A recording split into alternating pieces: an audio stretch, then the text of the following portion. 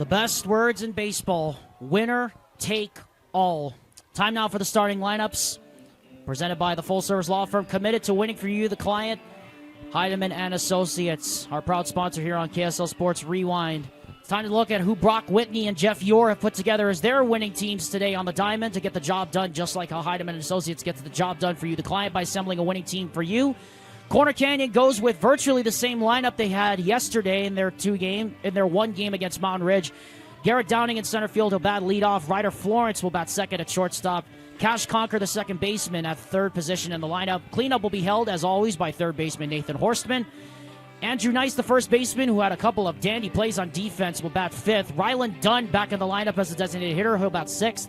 Jack Munson, he's back in the lineup as the right fielder today. He'll bat seventh in place of Aiden Dunn. Lincoln Yore, the starting pitcher today. We'll get to that in a second. He will bat eighth in the lineup, replacing Cannon Connerall, who will not be hitting today. And Drew Watcott will round out the order in ninth spot. For Brock Whitney Sentinels, basically the same lineup with no changes. Stockton Folks at third base, he'll bat leadoff. Center fielder Jackson Reiser second. Remington Edwards, the right fielder, in third. Austin Ellis, catcher, batting cleanup. Luke Nelson batting fifth. Cooper Goff will be the DH. He had the two-run, two-out double that really sparked him to the win. Ethan Iacono today, the starting pitcher. Juan Gonzalez, the second baseman, eighth. And Leo Bachoco at shortstop, batting ninth. And Grayson Riding, by the way, defensively will be playing in left field. He, of course, got the win yesterday in relief of opener Dylan Singleton. And Ty, we were just touching on it earlier before coming on the air. Ethan Iacono, he had 70-plus pitches in just 3-plus innings on Monday against Fremont. You kind of wonder, on that many days of rest after throwing that many pitches as a high school player, how fatigue is going to play a role in his play today. I wonder, too, because, well, obviously a one-day break, you would think that could be at least a little bit of enough, but per Utah rule, I mean, he wheeled and dealed the last time, at least whenever he was up on the mound, so could be a similar situation, maybe not. We guess that's for us to find out. Of course, we hope him the best, especially with that situation and that pitch count, but yeah, let's hope that was enough rest for him as he faces a difficult Corner Canyon lineup. Who exploded for 10 runs against the Fremont Silverwolves on Tuesday in the second round, who also exploded for 8 runs against the Davis Darts on Monday in the opening round. But all of that doesn't matter now. One game to get to the finals against Lehigh tomorrow night. Winner take all. First pitch is on the way, and it is outside, ball one. And that is the last bit of absolute knowledge we're going to know for a while here in this winner take all game. 1-0 pitch is fouled right back to the screen. Strike one. If you hear any noise, by the way, coming from the background, it's actually coming across the way from Gale Miller Field right behind us. The 5A Softball Championship Series is going on. You can catch that on KSLSports.com streaming now. Courtesy of Bear River Live, as Iacono misses up high again. 2 balls and a strike. And, I mean, you talk about a perfect day for baseball, Alex. I know the viewers can't smell it at home. This is the first time I'm smelling barbecue in the air. This is... You're right, actually. I can actually smell it a little bit in the air. Whether the players can smell it as well. Iacono misses up high. 3 balls and a strike to the leadoff man, Garrett Downing. Just past 4:30 p.m. local time here at Larry Miller Field in Provo. This is the only game today here on air, as Lehigh advanced to the finals last night with a dramatic come-from-behind win against the Riverton Silverwolves, as that one is a dart right in there at the knees for a strike. Well, already a full count deal. We'll see how this goes, especially with Iacono. Man, this is quite the pitcher versus batter matchup, too. 3-2 pitch. Hide away, ball 4.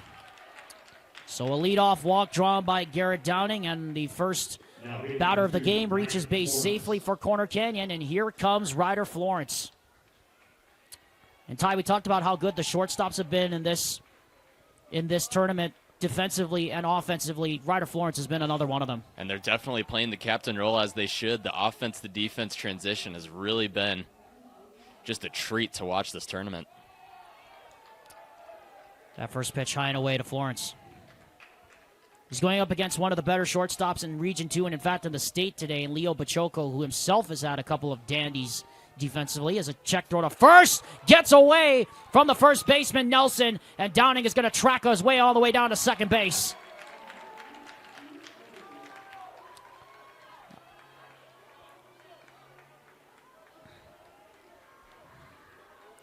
So a runner in scoring position already for Corner Canyon here early, as it was yesterday against Mountain Ridge in that original game in the semifinals.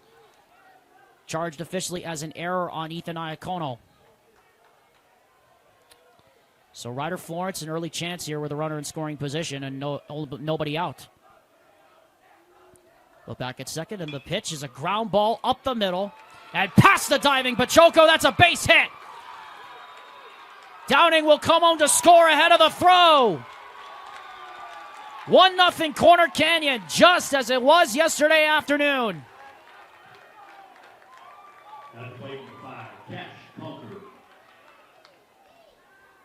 And up steps the second baseman, Cash Conker now.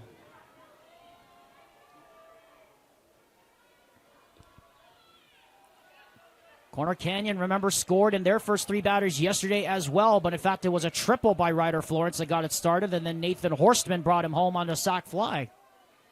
Different story here today, though. Conker lays a bunt down that will trickle foul. Strike one.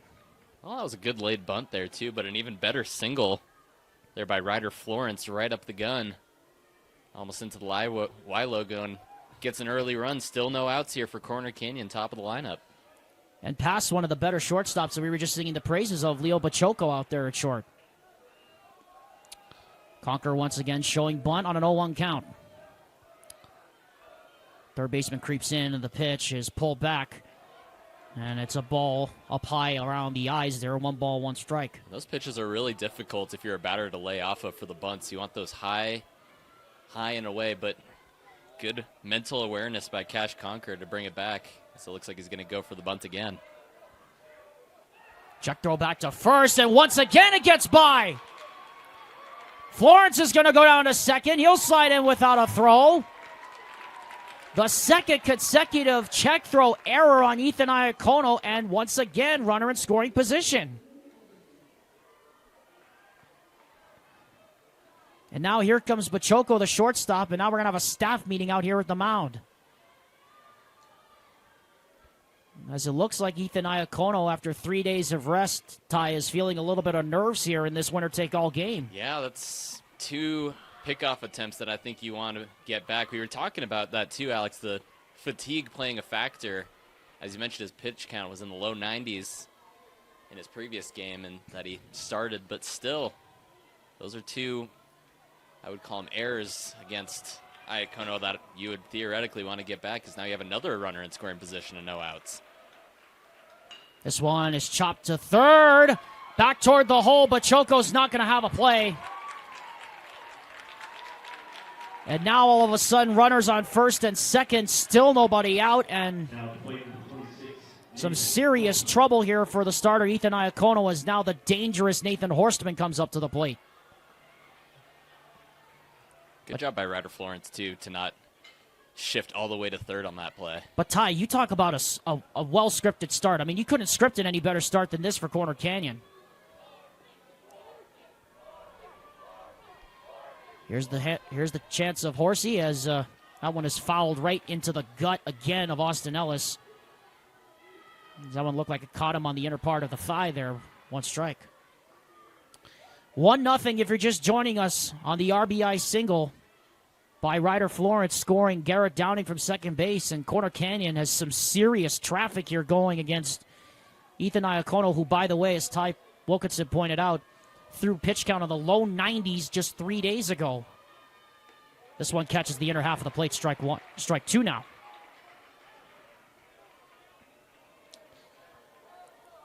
Can Iacono get an out? He needs one right here and try to limit the damage as much as possible. 0-2 pitch. That one's in the dirt. Good waste there. Ball 1.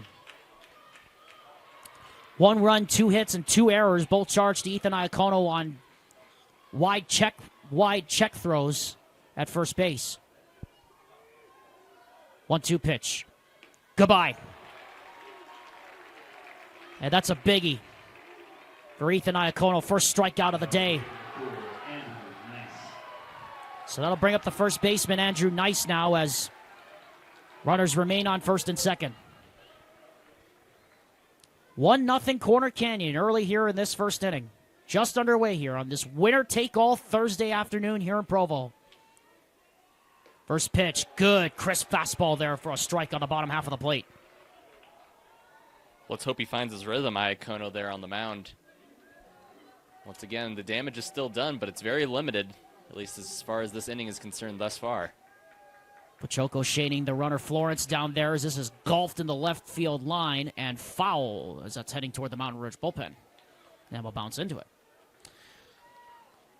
2 strikes the count now on the first baseman, Andrew Nice. Ryland Dunn, 6th man of the order, stands on deck. He who had the 2-run home run against Fremont on Tuesday in the second round. 0-2 pitch. Just missed the outer plate right there as Ellis had to bring that back in a couple of inches. Iacono's seen this pitch count before, the 1-2 on his previous strikeout that he just got against Nathan Horseman. He went off speed. Will he go the same way? Here he comes. That one just misses low as he tried to get Nice to chase that low fastball there, and the count goes to 2 balls and 2 strikes on Andrew Nice, the first baseman. Again, Ryland Dunn stands on deck, the designated hitter. 2-2 pitch. Ground ball to first, and it gets through. They're going to bring the runner Florence home. Throw comes to the plate. It is late. 2-0 Corner Canyon.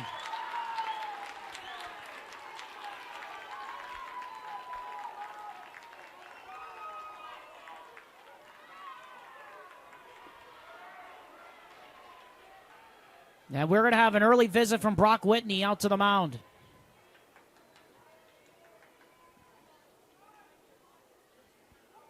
They'll officially score that as a base hit and not an error.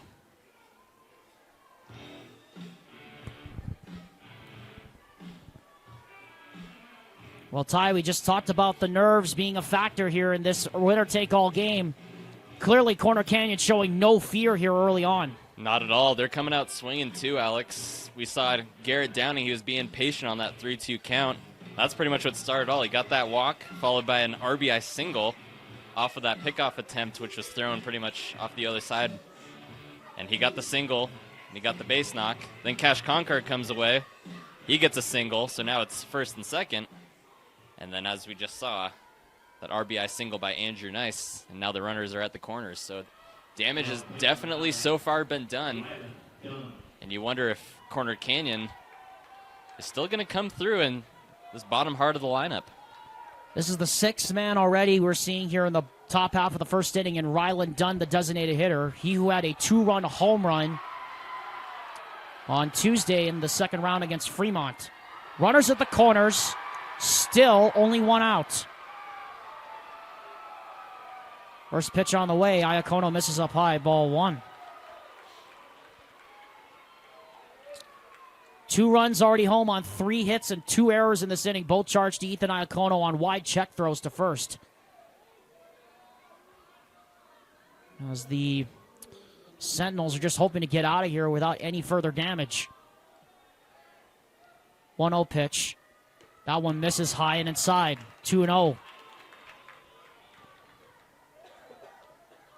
Well, Corner Canyon, like American Fork, known for their early offense. We saw that game earlier in the week. It was Corner Canyon in the second inning, Alex. They faced, what is it, 12 batters, 11? It was, yes, you were right. It was 11 batters that came to the plate against Fremont on Tuesday. Yeah, they're definitely known for their early offense strike. Fortunately, if you're Mountain Ridge, though, you're known for your late offensive strike, as we've seen in the 5th inning, and once again, against Fremont. That was when they put up 8 runs and 12 batters in the bottom of the 5th inning and ended up ending that game by mercy rule. 2-1 pitch. Good. Crisp fastball there, strike 2.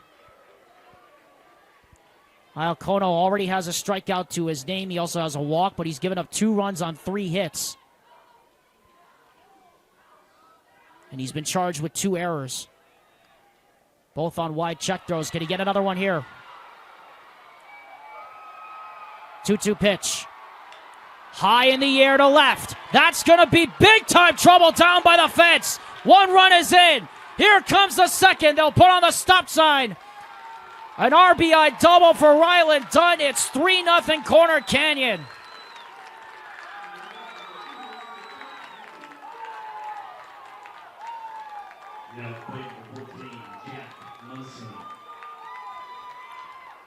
And we have movement towards the bullpen.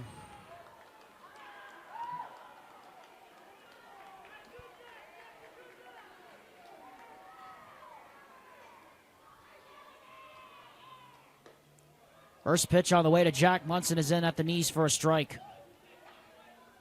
You could not have scripted a better start for the Corner Canyon Chargers in this winner-take-all game.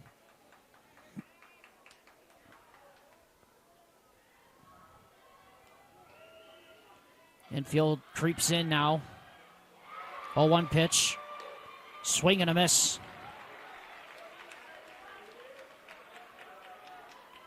The winner faces Lehigh starting tomorrow in the 6A championship. A best-of-3 series. 0-2 pitch. This one is hit in the air left field. That's another base hit. That's off the glove of the left fielder. 2 runs will come in to score. It's 5-0 Corner Canyon.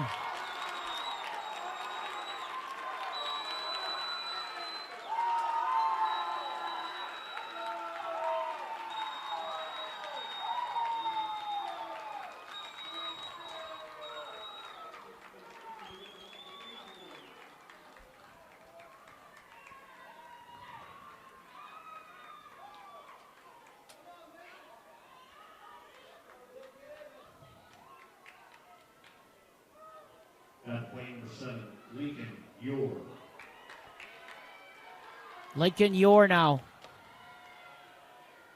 First pitch on the way. That's a strike.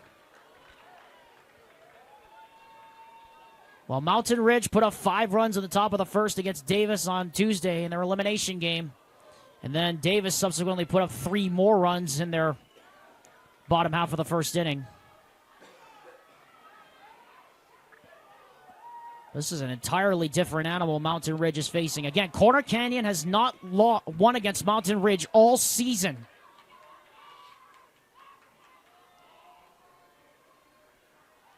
Look back at second by Iacono. 0-2 pitch. High night side. 1 ball, 2 strikes. Well, it's the heart of the lineup, Alex. Andrew Nice, RBI. Ryland Dunn, RBI. Jack Munson, 2 RBIs. Straight. That's in a row. 1-2. Down and in.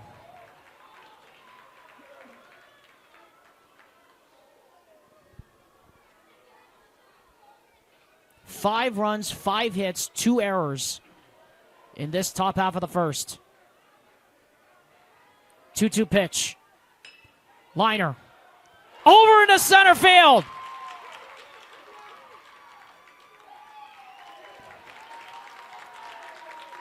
And the merry-go-round just continues.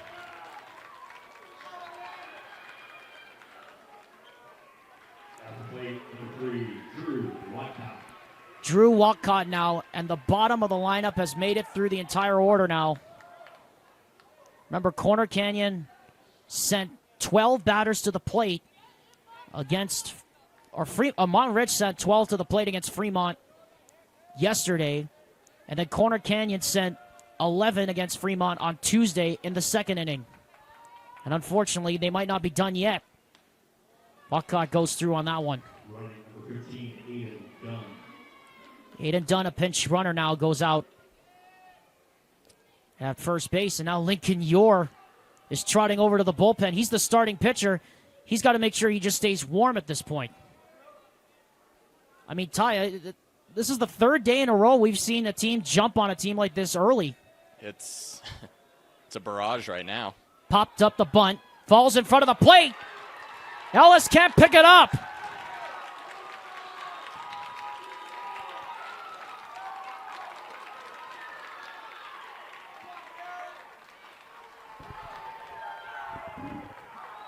And the Chargers have batted all the way through the order. That's the situation as you see Josh Dodger, cameraman, panning out. It's 5-0. Six hits have already been recorded and 3 errors. And unfortunately, it still might not be done. Ball 1, and Brock Whitney's out.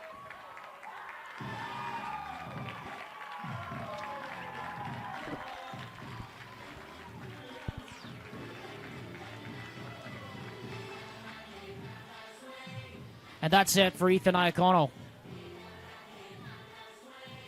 So Ethan Iacono lasts only a third of an inning, and he gets shelled. We already have a pitching change. We'll be back. Well, don't adjust your set, folks. I mean, this is a winner-take-all game, and here's the situation right now. The bases are loaded, and Corner Canyon's already pushed across 5 runs in this top of the first inning on 6 hits. They've been charged with 3 errors. Alexander Tumup alongside Ty Wilkinson. Mountain Ridge throwing their bullpen already out there. Colby Clausen out there. I mean, of all the things we have seen throughout this week, the unexpected just keeps getting more unexpected. It's very true. I told you during the pregame, Alex, that both teams really need to work in the count for their pitchers. And boy, was I right, because Corner Canyon late in the count, they've had a couple full count pitches and deals to them, as well as 2-2 counts, but they just find their pitch. I mean, once again, Ryland Dunn, that bases clearing double, the only guy, at least in 6A, with a home run thus far in the tournament, and he comes up with a clutch opportunity with 2 strikes and 2 balls, clears the bases. But just credit to this entire lineup. Ever since Nathan Horseman has struck out, firework, firework, firework, firework. Andrew Nice, Ryan Dillon, Jack Munson, Lincoln Ewer, Drew Wycott, and we come all the way back to the top of the order now. And once again for Garrett Downing. This will be the second time Downing has batted in this game. He walked to lead off the game, and he scored. So he's already 1 for 1 in just this inning. And this is the 10th batter Corner Canyon will send to the plate. They will have at least 10 in this inning. It'll be the second time in the last 3 days that Corner Canyon sent 10-plus batters to the plate in a single inning. Colby Clausen now tasked with getting Mountain Ridge just to the bottom of the first and out of this mess. 1-0 pitch, right there, strike 1. And that's a heck of a start.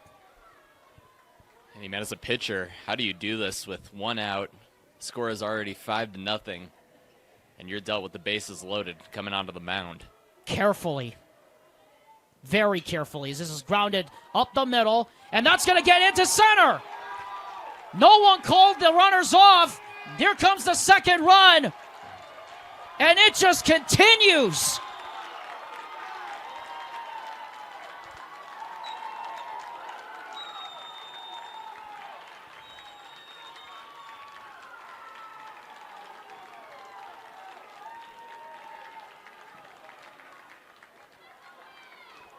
And Captain Austin Ellis, the catcher, has seen enough.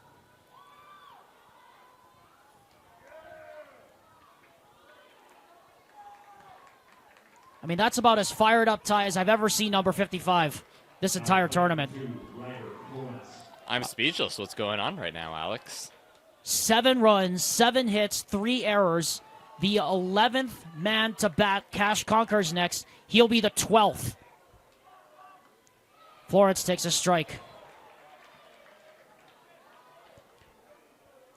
And a single is all it takes to make this a 9-0 game.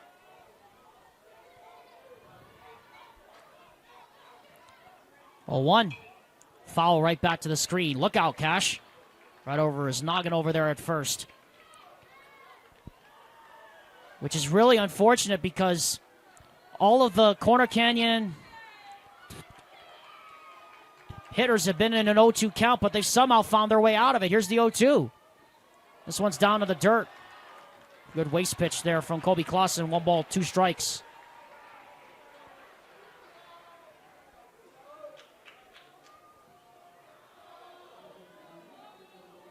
1-2 pitch. Drop third strike. Throw it on to first. And finally, that's the second out. Took almost 18 minutes to get the second out. As Cash Conquer now steps up to the plate. He's the 12th batter of this inning for Corner Canyon. That ties the most batters in an inning we've seen this entire tournament.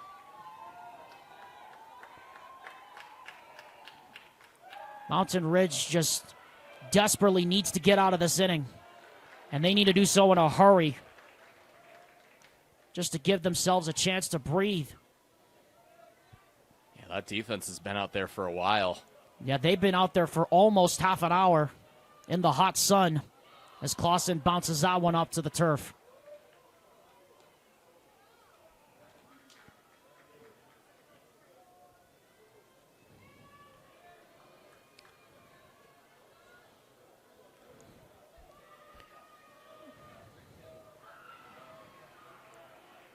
That 1-1 pitch is down low, 2-1.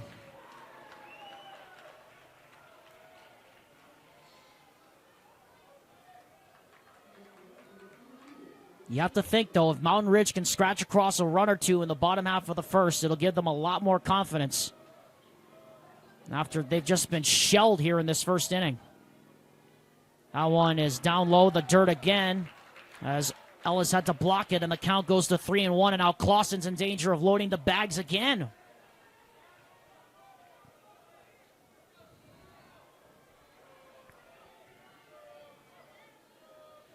Three-one. Fly ball, center field. Riser. Over. And the Chargers score 7 runs on 7 hits with 4 errors, straight 2 runners. In the middle one, it's the Chargers 7. Just seen the nearly improbable. A 26-minute first inning for Corner Canyon. They sent 12 batters to the plate. They scored 7 times with 7 hits. Mountain Ridge was charged with 3 errors in the inning unofficially. Alexander Timolip, Ty Wilkinson coming to you live here from the Cy and Betty Kimball broadcast booth here at Larry Miller Field. Ty, it's now or never for Mountain Ridge very early in this game. What do you do? You need to come out swinging. More than anything, points is what it's going to come down to. You're down 7. And this is your first time even batting or even getting a lick at a pitch. Like, seriously, you're coming down from 7-0. You got to get those bats. Got to get them going, and you got to pray and hope that Corner Canyon's defense doesn't hold out just the same way you did with 4 errors in one inning. That's... I mean, I'm kind of speechless.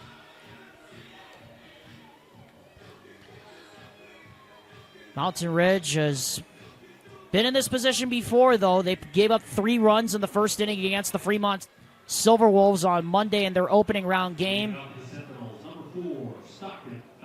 But this is a completely different animal they're facing. And reminder, these two Region 2 teams met earlier this season in a 3-game series. Mountain Ridge won all 3 games. They scored 10 runs in 2 of those 3 games. But Corner Canyon has lost all 4 meetings with Mountain Ridge prior to this game. And if we know anything, though, folks, there is still a long way to go. Lincoln Ure, first pitch of the afternoon's on the inner half for a strike.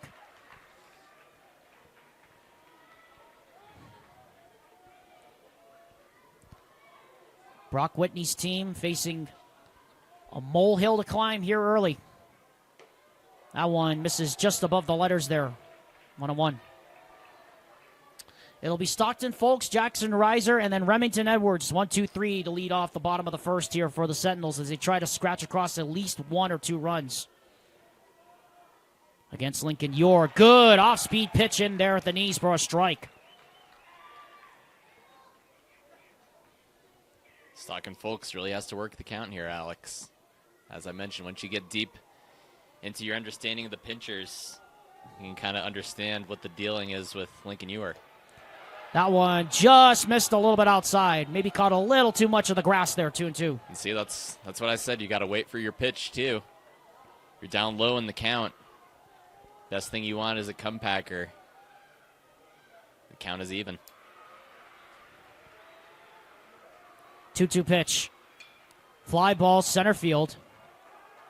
Downing is there. Makes the catch. And there's one gone. Winner of this game faces the Lehigh Pioneers starting tomorrow afternoon. We know Maple Mountain and Brighton will be there. Ty and I will be there to call all of the 5 and 6A championship series. Corner Canyon currently in the driver's seat, up 7-0, but still a long ways to go here in the bottom of the very first inning. This one is lined once again to center field. Downing chasing back. Eyes in the sun. Has to shade it a little bit, but makes the catch. 2 out. Well, there you go. 2 for 2 for the center fielder. So here comes Remington Edwards now to the plate.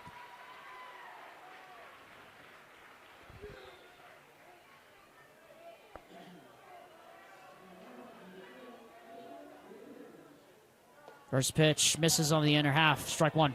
Or ball one, rather. Excuse me.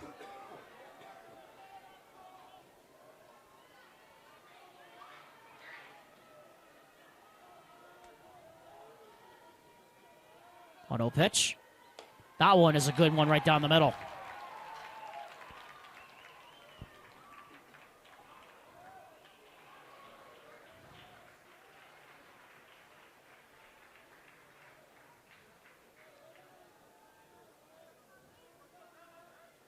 Strike two.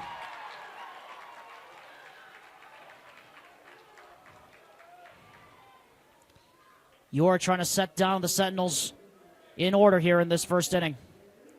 One strike away from doing so. 1-2 payoff. That one had to be snatched back a couple of inches off the black there, 2-2. So now here's another 2-2 opportunity. We saw Stockton Folks. He had this opportunity early on, but I think the pressure, I guess, is a little bit more mountain now for Remington Edwards facing 2 outs. 2-2 pitch. Lined into left center field. That's going to be a base hit. Remington Edwards reaches with a 2-out single. And at least the Mountain Ridge Sentinels get a little bit of traction against Ure here in the bottom of the first.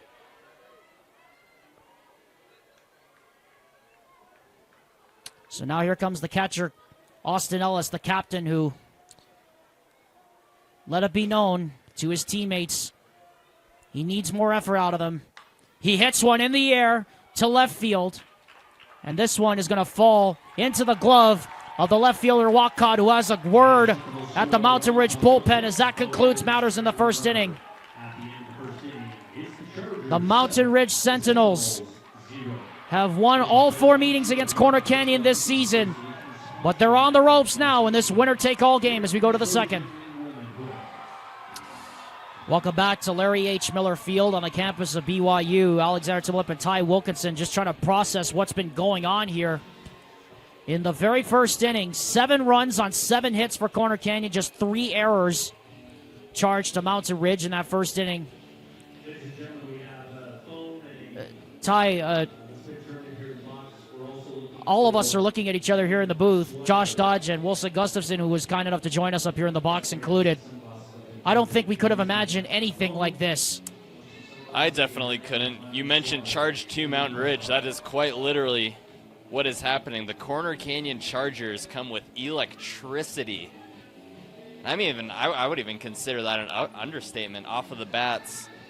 Ever since that strikeout that was dealt to Nathan Horseman, it just felt like something was different within the lineup. Andrew Nice, Rylan Dunn, Jack Monson, Lincoln Ewart, Drew Watcott, and then Garrett Downing. He finished it off with a 2 RBI double in the first inning. And, it's just going to be a little bit of a different scenario now. And just got to be not an idea. Yeah, it's not that it's not out of the realm of the possibility that Corner Canyon could end up adding to this lead.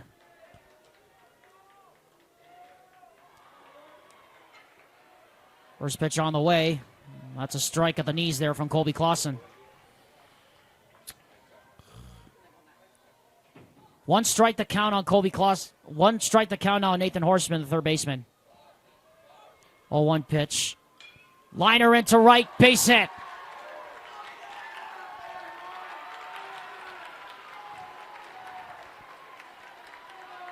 And the Corner Canyon Chargers are making it known they don't want any other funny business.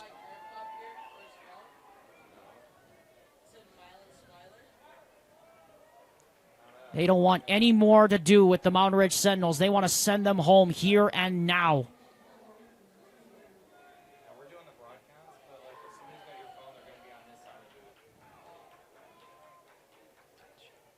First pitch on the way. Had to be snatched down a few inches there to Andrew Nice as Clausen's hat comes flying off.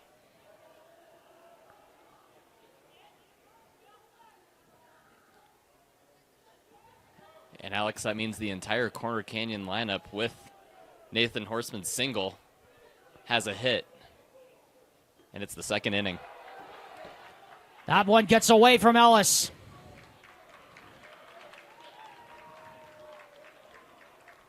And now the runner advances to second.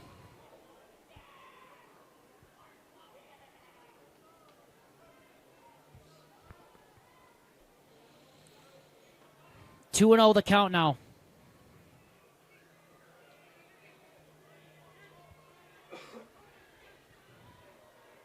Ryland Dunn stands on deck. That one is outside, 3-0. I say hit. I guess it's a base on ball for Drew Watcott for his bunt, correct? I would think so. Not really sure how they're going to score that, but I assume we'll get the official ruling a little bit later on. Here's the 3-0 pitch coming from Clausen. Taking all the way, strike one.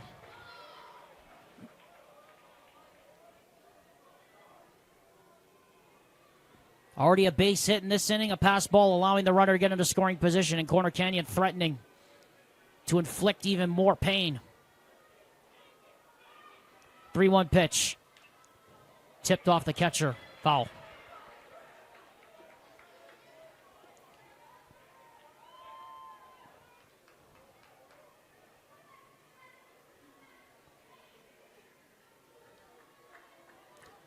Full count, 3 balls and 2 strikes with nobody out here in the top half of the second inning.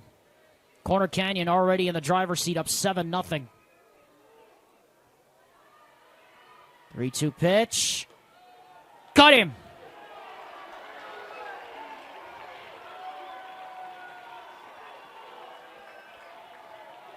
Now play number 9. First strikeout of the day for Colby Clausen, and now here comes the DH, Ryland Dunn, who had a 2-run home run on Tuesday against Fremont. Great job against Colby Clausen to come back from 3-0. And you got Andrew Nice staring at that last pitch. And you would think that's the momentum you need if you're Mountain Ridge.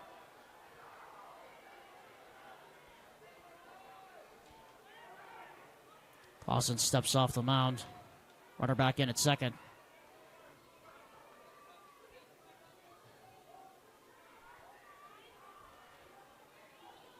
First pitch.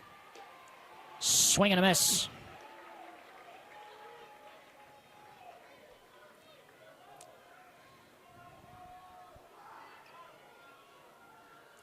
Runner in scoring position at second. And Nathan Horstman, 1 out.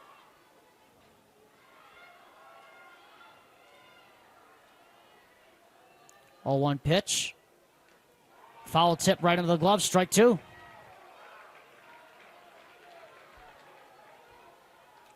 Couple of fastballs just blown right by Ryland Dunn.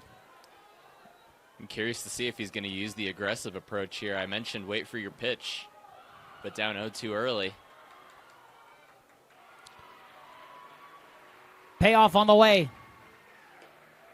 Good waste there on the off-speeder. 1 ball and 2 strikes. It's a good proper layoff.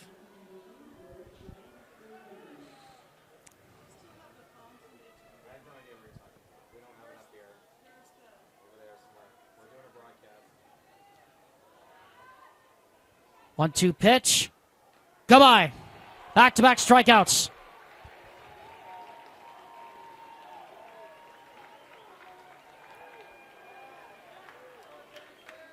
So now here comes Jack Munson up to the plate. At plate for 14, Jack Munson. As the Sentinels try to work around that leadoff single by Nathan Horstman.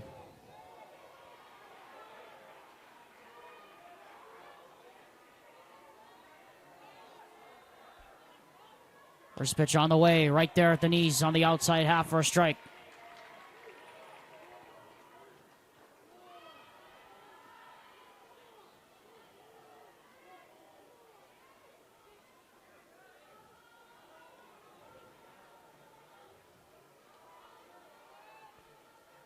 Oh, 1 pitch. Foul. 2 strikes. 1 out away now from getting out of this inning. That foul ball rolls off the wall into left field. 1 strike away for Mountain Ridge to also get out of this inning.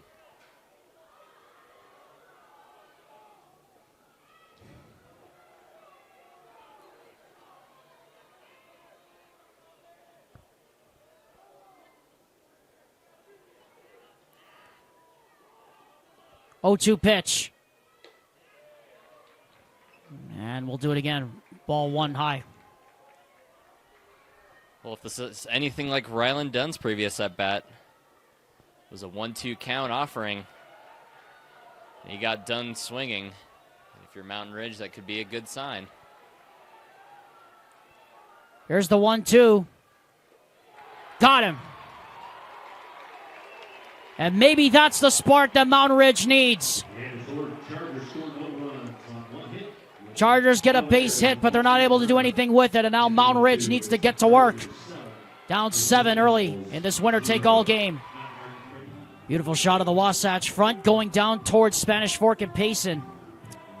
7-0 our score as we remind you that tomorrow the UHSAA baseball tournament reaches its climax as Maple Mountain and Brighton and Lehigh in the winner of this game between Corner Canyon and Mountain Ridge face off for the right to call themselves champions. Game 1 of the 5A and 6A Championship Series. Tomorrow starting at 4 o'clock p.m. on your home for all UHSAA Spring Sports Championships. KSL Sports Rewind. Alexander Timlip and Ty Wilkinson here at the Betty and Cy Kimball broadcast booth at Larry H. Miller Field on the campus of BYU. And Ty, maybe that striking out the side was the momentum that Mountain Ridge needed to get them going because they need to do it, and they need to do it in a hurry. You would hope so. I mean, at this point, Alex, like 3 straight strikeouts, too. 1 looking, and the other 1 swinging. And there's a base hit into right. Nelson, aggressive turn at first. He will stop. Leadoff single. And maybe, just maybe, Mountain Ridge perhaps could be waking up a little bit here, even though it is a 7-0 game. Luke Nelson wasn't given an opportunity to swing in the first inning. He gets his first pitch that he looks at, and he takes it into right center field. And as you mentioned, this could very well be the spark Mountain Ridge has been looking for. That one is outside from Lincoln Yor to the D.H. Cooper golf ball 1. Corner Canyon scored 7 runs on 7 hits with 12 batters in that top half of the first inning. That pitch is fouled right back next to the screen. By the way, we want to remind you, if the ball hits the tarp at Larry Miller Field or the roof at UCCU Ballpark tomorrow and Saturday, will be a cue for our Any Hour Services Random Roof Ringer, where we bring you random facts about the game of baseball that Ty has vigorously dug up in his many hours of work. I say work with a chip on my shoulder. I'd call it work. Some of us would. 2-1 pitch. Inside. And the count goes to 3 balls and a strike now on the D.H. Cooper golf. This is the count you're looking for. As I mentioned, you got to wait for your pitch. You'll get really deep in the count, too. And once you get the one you like, you got to take it. Luke Nelson obviously took a different approach first pitch he saw. Lincoln, you're ready. Runner on first, and the 3-1 on the way. Swing and a miss. Strike two, and the count goes full on Cooper Goff. You have to say that was his pitch right there. Now, this is where the tension ratchets up. Ball four.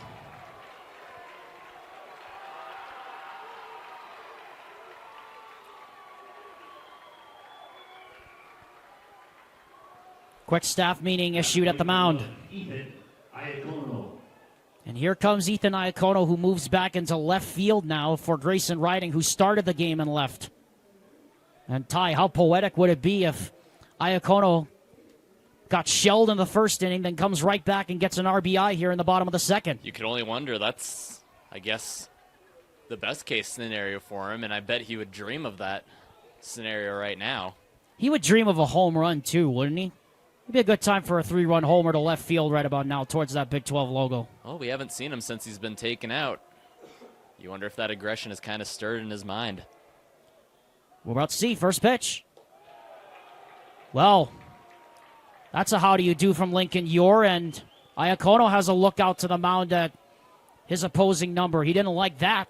He didn't like it at all.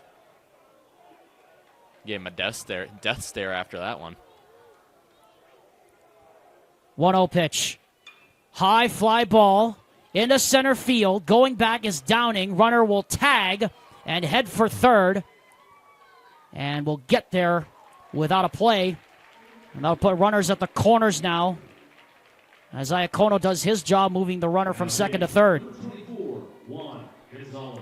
As this brings up one, Gonzalez now. Well, it's as good as a sacrifice right there, Alex. You wonder if Mountain Ridge might send Cooper Goff over to second to avoid that double play to end the inning, because you at least want to get some runs out of this opportunity. This would be their shot right here, right now. First pitch. Ground ball foul. Strike one. Just a hit in this inning and no errors so far charged against Corner Canyon for the Mountain Ridge Sentinels.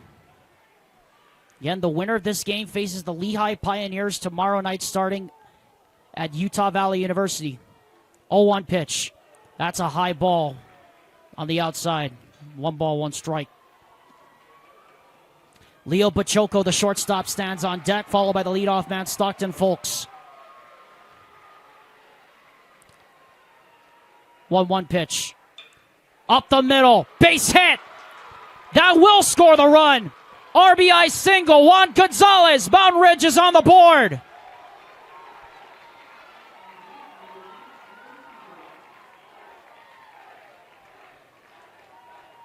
At the plate number 8, Leo Pachoco.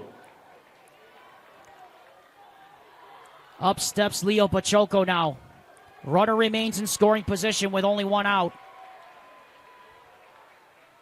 And just maybe you think this could be the spark Mountain Ridge needed. Strike at the knees called against the shortstop Leo Pachoco. Still only 1 out. And 2 runners on. 1 already home on 2 base hits here in this inning.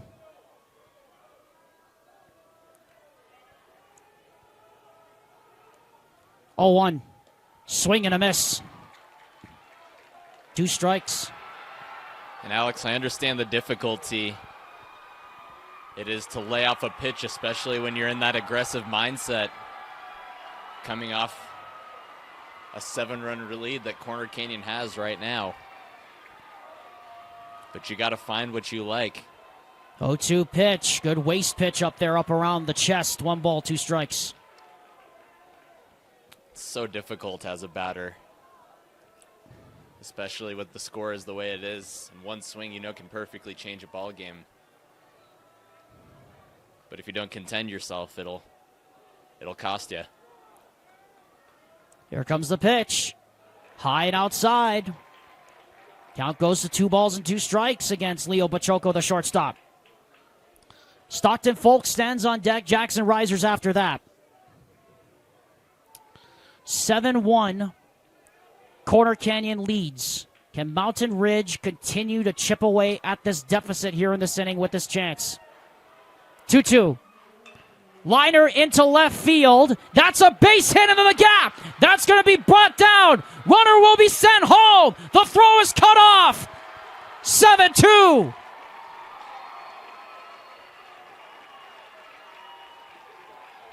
Now fighting for Stockton. Thoughts? Well, did I not say it, Alex? You got to wait for your pitch. Came back from 0-2. Then it was a 2-2 count. And boy, did he love to get a piece of that one, and he took it to center.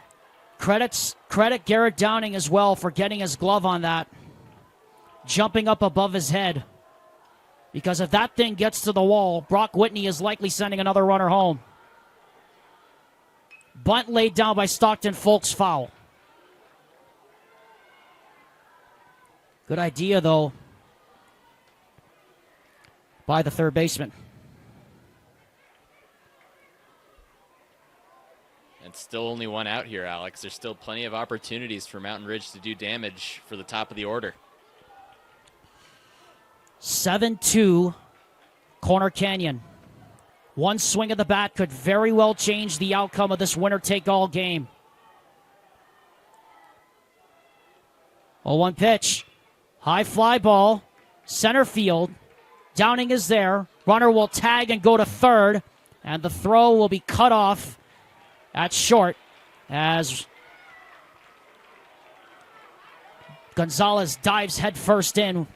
And there are once again runners at the corners with 2 out, and Corner Canyon's lead down to 5.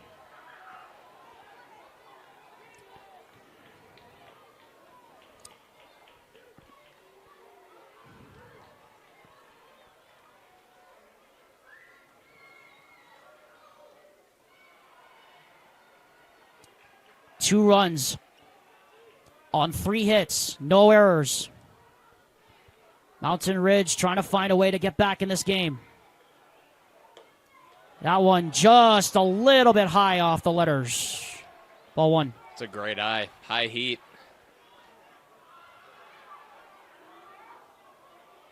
2 runs, 4 hits, 3 errors on the ledger of Mountain Ridge thus far. This one is fouled. That's onto the roof. And so for the first time today, there's our chance at an Any Hour Services random roof ringer. Coming up after this AB. 1-1 the count. Runners at the corners, 2 out. The pitch. That one is tipped foul off the catcher as Cotterall caught a piece of that off his mask.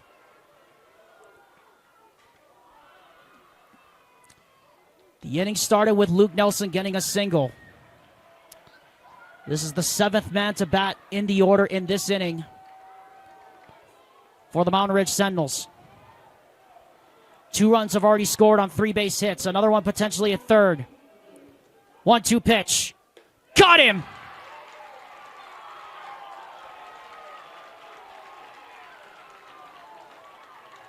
The damage is done. 2 runs come across the score on 3 base hits.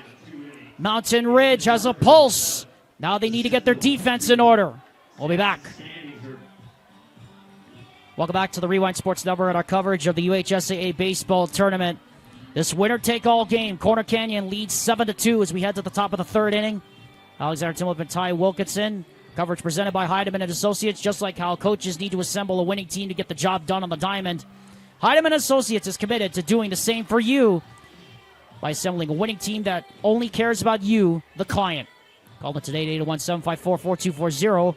Contact them online at utah.law for your free consultation, courtesy of the Rewind Sports Network. Ty, Mountain Ridge only got 2 runs in that inning, but in the long run, those are 2 big runs because they were finally able to get some traffic against Lincoln Yor. It's the short game, as we mentioned, Alex. You can subtly creep up upon this Corner Canyon team that we've seen already done as much damage as they did in that first inning. But what's the good news is you contain them to 0 runs in the second. Hopefully you can do that here in the third.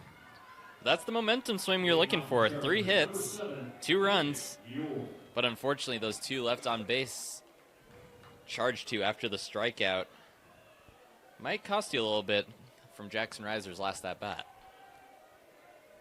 First pitch now coming to the leadoff man in the order. Lincoln Ure, the pitcher, as he takes strike 1 on the inner half. 8-9-1 in the order to start this top half of the third here at Miller Field. 1 pitch down in the carpet, picked up off the rug. 1 ball, 1 strike.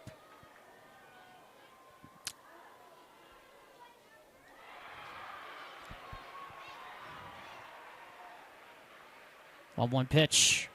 Good changeup, strike 2.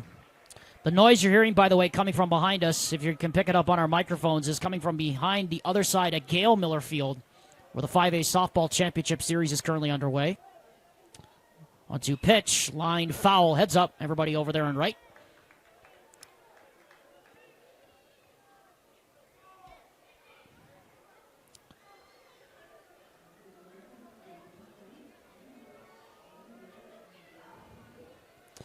One-two pitch.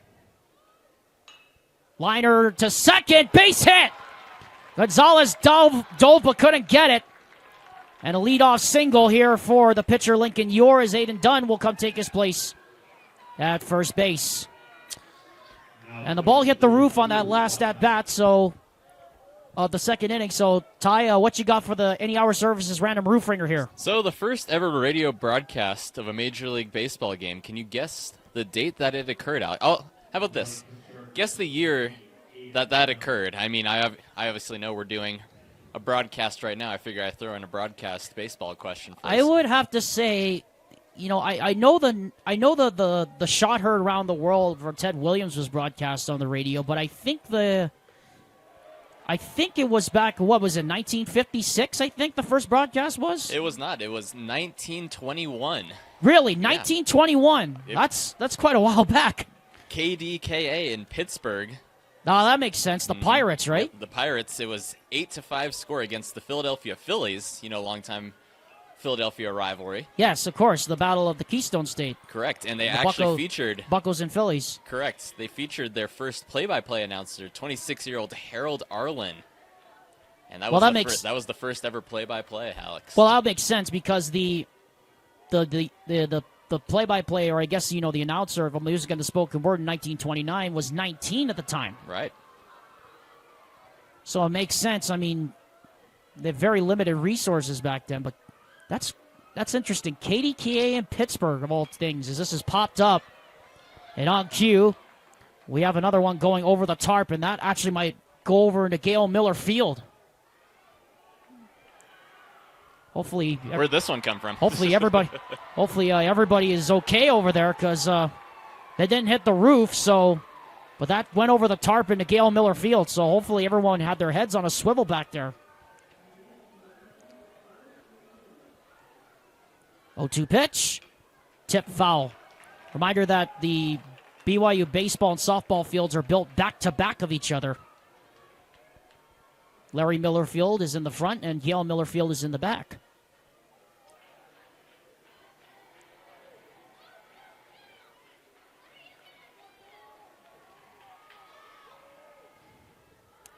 But the Cy and Betty Kimball broadcast booth houses facilities for both Larry and Gale Miller Field. This check throw is over to first and back in quickly is done. 0-2 the count, nobody out here in the top half of the third inning as Mountain Ridge trying to get back into this game after giving up a crooked number in the first inning. Runner goes, strikeout, throw, safe, just in ahead of the throw. It was a good throw, though, by the catcher, Austin Ellis.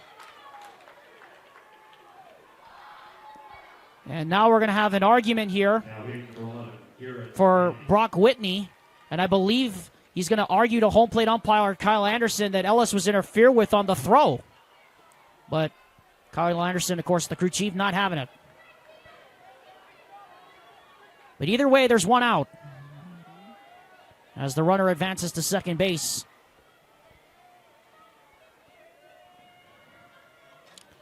This brings up Garrett Downing, who's already 1 for 2 today. Ryder Florence stands on deck. First pitch. That one is down in the dirt. Downing trying to get out of the way so Ellis could go pick it up. Almost actually kicked it to the backstop. I was going to say Downing could have got away with the HBP there, but as you know, those four-seam fastballs right toward the foot, those can really hurt. So I guess I don't exactly blame him for trying to dodge out of the way of that one. No movement right now in the Mountain Ridge bullpen, but there are people in there. Kind of tells you the situation of this game right now being 7-2 where it is. Here's the 1-0 pitch. That one bounces.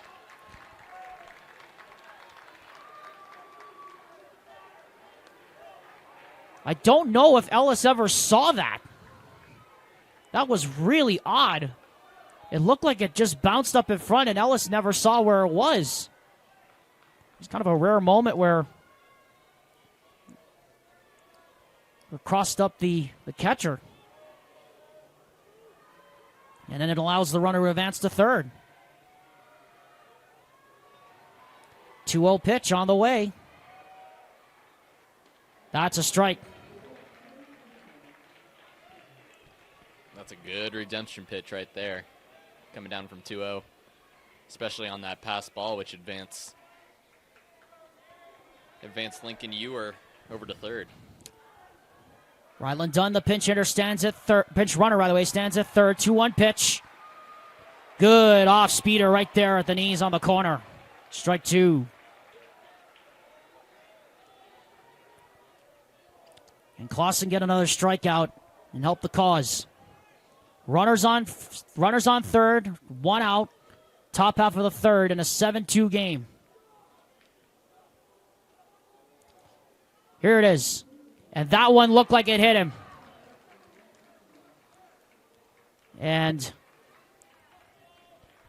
Aiden Dunn, the pinch runner, thought it was a passed ball, but it's a HBP, so he was not able to come home.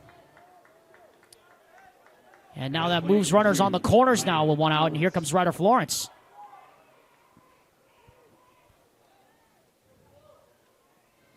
Corner Canyon on the doorstep yet again of making some noise here. Still only 1 out. As you mentioned, runner on the corners.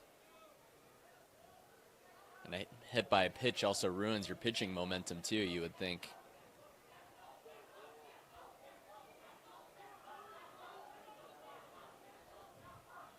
First pitch on the way to Florence is away, ball 1. Runners on the corners with only 1 out here in a 7-2 ball game. Corner Canyon put up 7 in the first inning. And meanwhile, Mountain Ridge was only able to scratch across 2, but it did create a little bit of a pulse, though, for the Sentinels. 1-0 pitch. That's foul. That one hits onto the roof, so that's another Any Hour Services random roof ringer coming up here in a little bit. Just past 5:30 local time here in Provo. This game started about an hour ago, and we are almost about halfway through this game.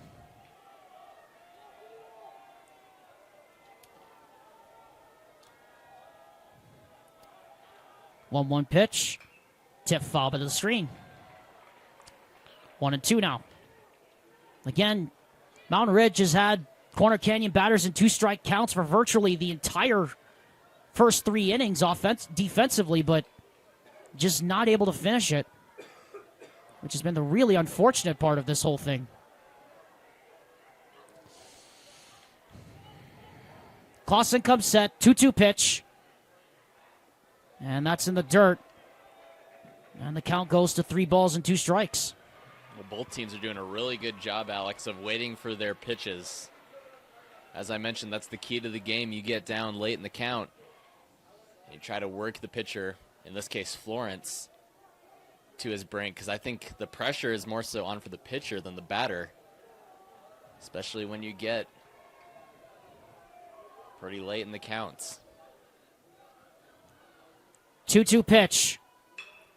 Liner into center. Base hit. 1 run will score. 8-2.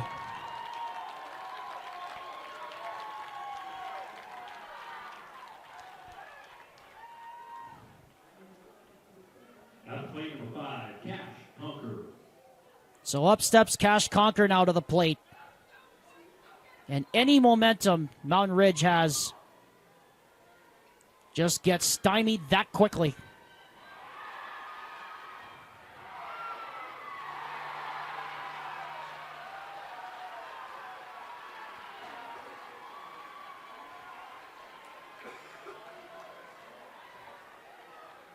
Eight to 2 here in the top of the third inning.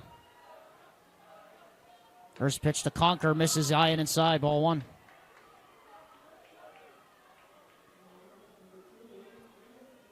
And it looks like home plate umpire Kyle Anderson has had enough of the chirping coming from the dugout by Corner Canyon.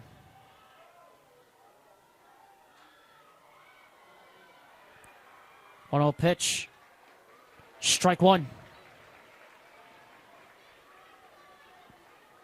Winner faces Lehigh starting tomorrow in the 6A championship series. And it is looking increasingly likely that Corner Canyon's going to be in there. 1-1 pitch. Strike 2.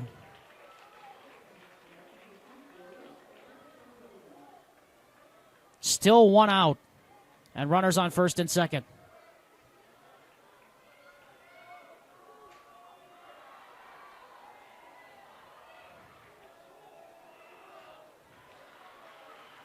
One-two pitch. Aloha.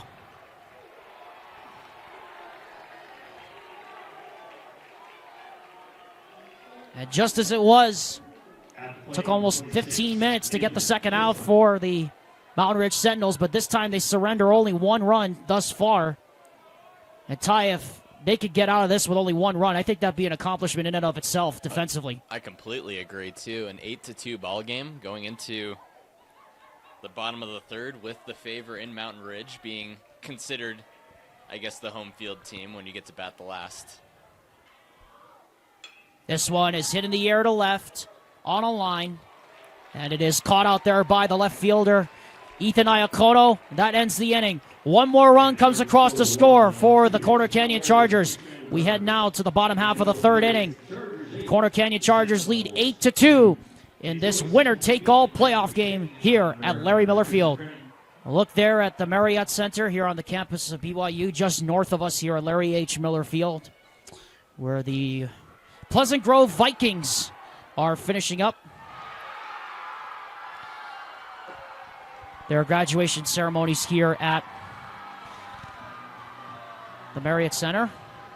Alexander Timlip, Ty Wilkinson here at Larry H. Miller Field at the campus of BYU. Ty, what was a crazy stat you were telling me as we were going into the commercial break was Corner Canyon's up by 6 right now, but they've stranded 5 runners. It's true. You had 2 in the first, 1 in the second, 2 in the third. And I mean, in and of that self, that's still incredible that Corner Canyon has managed to still score as many runs as they did, but still been able to strand runners, which I guess if you're Mountain Ridge, you can consider that a win for that defense to get the opportunities done. But Ty, at this point, I mean, defensive wins aren't going to mean much unless they get some offense going here, especially in this inning alone. You would have to think anyway. 0-1 pitch right there on the corner. Good pitch there from Ewer, and he's rolling now.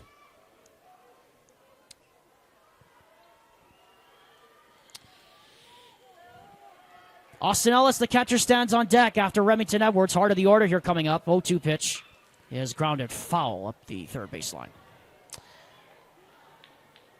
Ball hit the roof, by the way, in the last half of that inning before we could get to our random roof ringer presented by NA Hour Services. So we'll get to that here in just a little bit after this AB.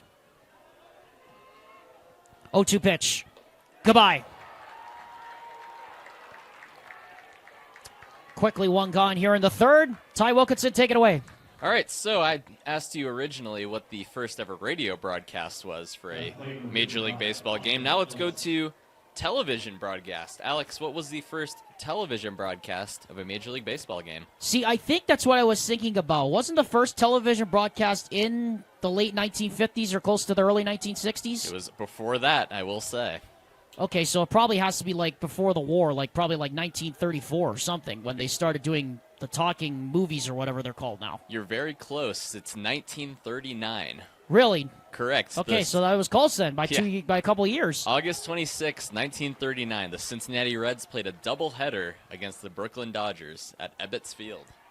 Man, Ebbets Field, that's quite a name.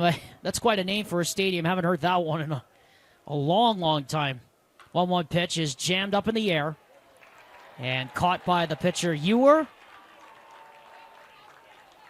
And 2 quickly gone here in the bottom of the third. Now hitting number 1, Luke Nelson. As Corner Canyon looking to put an end to the losing streak against their region rival, Mountain Ridge. First pitch just missed the black there.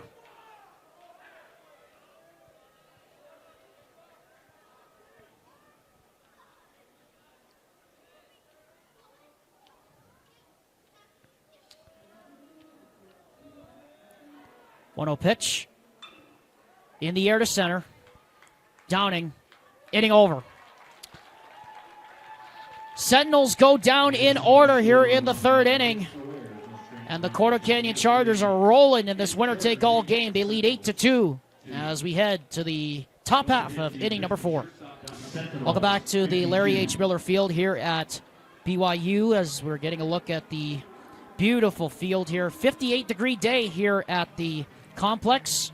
Southwest wind around 6 miles per hour, but it's the Corner Canyon Chargers, Ty Wilkinson, alongside me, Alexander Tumulip, who are blowing up a storm right now on their region rival, the Mountain Ridge Sentinels. And, you know, obviously we don't want to make excuses, but you kind of do have to figure the Sentinels, I mean, you have to give them credit. They're playing this is their third game they played the last 2 days. This is what we kind of talked about coming in. Would the fatigue be a factor coming in? You know, they're getting contact on the ball, but it's one of those days where the ball is just flying right at people. Well, it feels like they're just running out of energy, Alex, and I think a big reason of that is those quick outings in the past few innings that they've played and the aggressiveness that's been shown by Corner Canyon that's been keeping that defense out on the field. And I know the weather you say is beautiful outside, but that heat on that turf makes it a whole lot of a different story, especially if you're Mountain Ridge.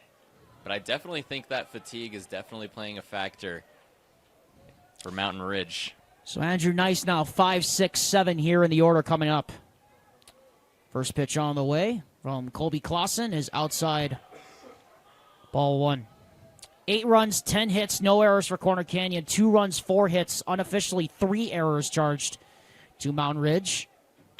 This one is grounded toward the hole. Picked up on a hop by the first baseman, Nelson. He'll go over, and then a collision over there at first base as it looked like Clausen or Andrew Nice was trying to cause something over there at first base, and now here comes Brock Whitney out of the dugout, and he's not happy with that. Neither are the fans for both sides. And Ty, this is what can happen in a winner-take-all game. Sometimes things like this can happen. You really do hope things like that don't get out of control here. Wow. Well, now Mountain Ridge is fired up. Holy cow. That one is in the dirt there. And Ryland Dunn, who has a word with Austin Ellis, the catcher. It's a barking battle right now between the dugouts, Alex. Competitive fire is flowing. So much for being an 8-2 game right now as Clausen throws a ball in outside and low.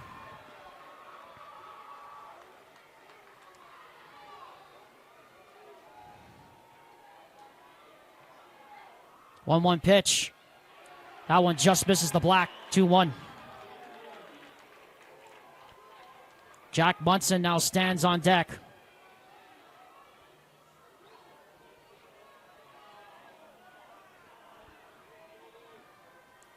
Two-one pitch. Strike 2. Man, if you're Mountain Ridge, this is huge for back-to-back outs if you can get it. Get your defense off the field and try to go to work batting. 2-2 pitch. Tap foul toward the left side.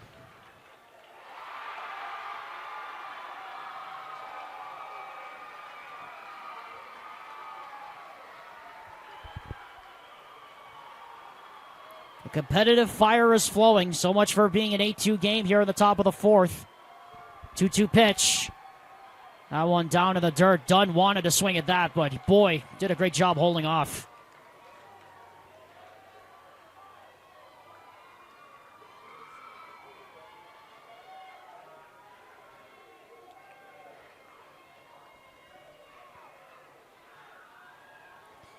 Three-two pitch. And fouled again. Just got enough of the knob of the bat on that one. Seventh pitch of the AB coming up here for the DH, Ryland Dunn. And what has been a fiery and testy top half of the fourth inning. Love to see the competitive juices flowing out there. 3-2, ball four.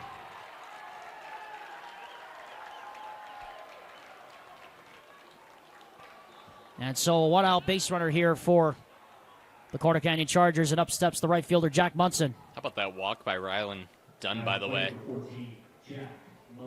Coming back from a 2-2 count. Waited for his pitch. He fouled off a couple. And then he gets the go-ahead to first base for the leadoff. First pitch on the way to Munson.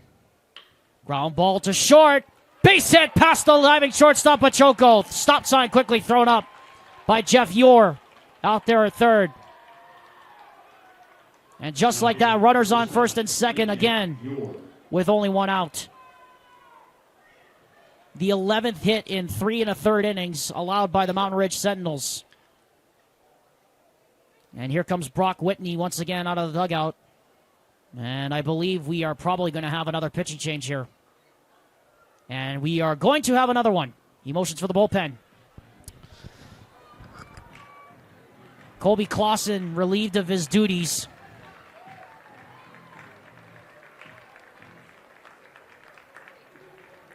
After two full innings for Colby Clausen, he will be relieved, and we'll have a new pitcher on the mound. We'll be back after this word from Igloo. And so now just one out, and a runner still in scoring position. They're still on the field. First pitch from Funkhauser is in there for a strike. One out here in the top half of the fourth inning. Corner Canyon threatening to put two more runs, at least one more run on the board here in the fourth. We've only had one run rule game in this tournament. It was yesterday between Fremont and Mountain Ridge. Grounded to third. 5-2 hopper. Not going to get 3. And meanwhile, the throw gets by, and that will allow the runner to move up 90 feet to third base. So 5U fielder's choice on the putout, as we're going to have pinch runners all over the place here. As meanwhile, Aiden Dunn goes out now to first base, and Jack Munson, who moves over to third. Now runners at the corners here, 2 out.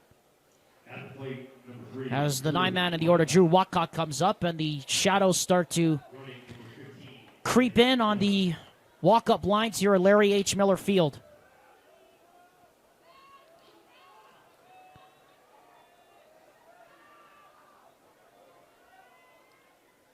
Walcott takes strike one. Winner faces Lehigh.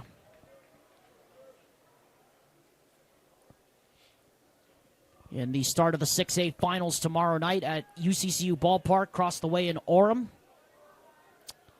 Be preceded, of course, by Maple Mountain against Brighton, number 1 against number 2 tomorrow in the 5A finals. What a series that's going to be between those two teams. As Walcott hits a liner that's directly at Pachoco. And that ends the inning, and the Mountain Ridge Sentinels come hopping out of the dugout. They don't allow any of the runs to score. Now they need to get some offense of their own going. 8-2, Corner Canyon leads in this winner-take-all playoff. Well, not so busy now on the road, but it will be in a little bit as the graduations, one after the other, continue here at BYU. Alexander Tumap alongside my broadcast partner, Ty Wilkinson. We remind you that Rewind Sports Network coverage of the UHSAA Baseball Championship Series begins tomorrow night at 4 o'clock. What a slate we're going to have for you folks. Number 1 Maple Mountain, number 1 Brighton, I should say, against number 2 Maple Mountain at 4 o'clock. And then the winner of this game takes on Lehigh, which is increasingly likely to be Corner Canyon. But again, still a long way to go. Not done yet. Only in the bottom of the 4th inning as Cooper Goff now stands in. And Ty, if there was ever a time for Mountain Ridge to get going, they need to do it now. This is a redemption inning. They went 1, 2, 3 in the last inning. They're 3, 4, 5 in the lineup.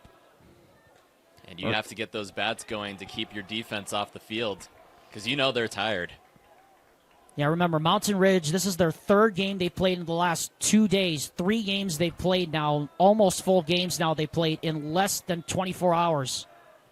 You got to think that the fatigue has got to be creeping into the back of the minds of these players, but they got to kind of keep the adrenaline flowing right now, which they are doing their best to. And you have to give them monster respect for doing that. 2-0 pitch. On the corner, strike 1. 6, 7, then 8 in the order. Coming up.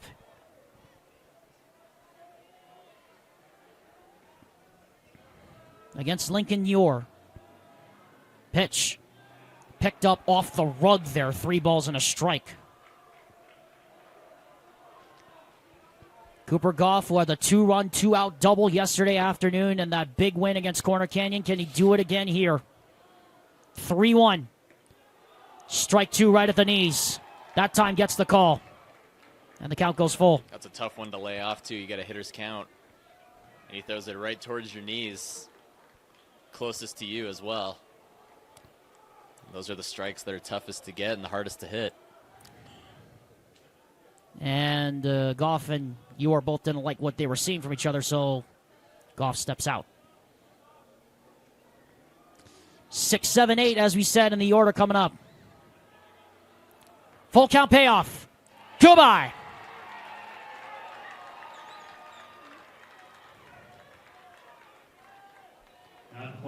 Third strikeout of the afternoon for Lincoln Ure, and now here comes Ethan Iacono, the left fielder.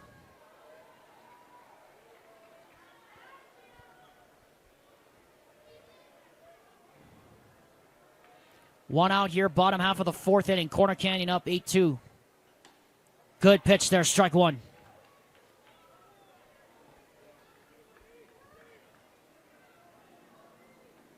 For this Corner Canyon crowd, it's probably going to be the longest last 3.5 outs they have faced all season.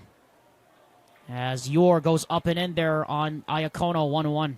We know you have those insurance runs, but we also know Mountain Ridge is capable of having an explosion of runs. This one is hit down the line and left, going toward the corner. That's going to get up against the fence. Bounces out near the Smoke Taco logo out there and left. And Iacono gets in there with a 1-out double. The first extra base hit of the afternoon for Mountain Ridge, and it couldn't come at a better time. At the plate, number 24, Juan Gonzalez. And here comes Juan Gonzalez, now the second baseman of the plate. He, along with Leo Bachoco, the holders of the only 2 RBIs here this afternoon for Mountain Ridge. It's a good time to mention, too, this is the only base runner they've had since the 2nd inning. So they went 1, 2, 3 in the 3rd. Gonzalez takes that one in the carpet. Ball 1, picked up off the shag. Runner on second, 1 out. 1 ball to count on the second baseman, Juan Gonzalez. Leo Bachoco next in the order, number 9. Foul. 1 ball, 1 strike.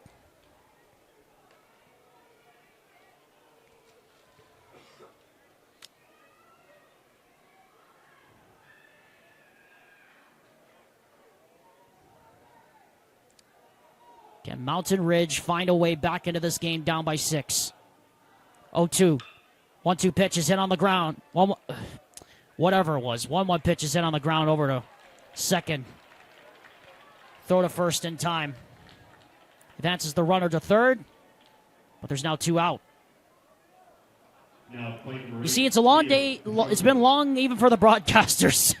Yeah, very well. This is our 13th game we've done in the last 4 days.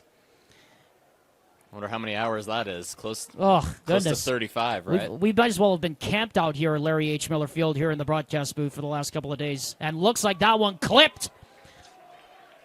Leo Pachoco, the shortstop. Rippled the jersey on the way through, so HBP puts runners on the corners for the 3rd consecutive inning for the leadoff man, Stockton Folks. I was going to say, this is the position you want to be in because now you got the top of the order coming up.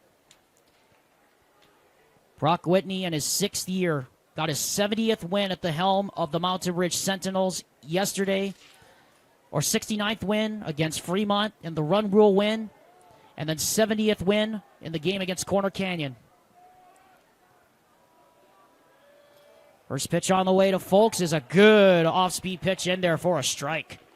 That was a beauty thrown.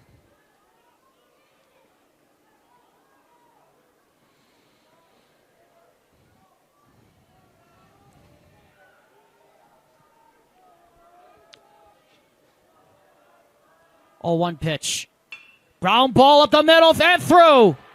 That will score the run. Stop sign thrown up on Pachoco at second base. And Mountain Ridge does scratch across another one. It's 8-3. Now hitting number 3, Jackson Reiser.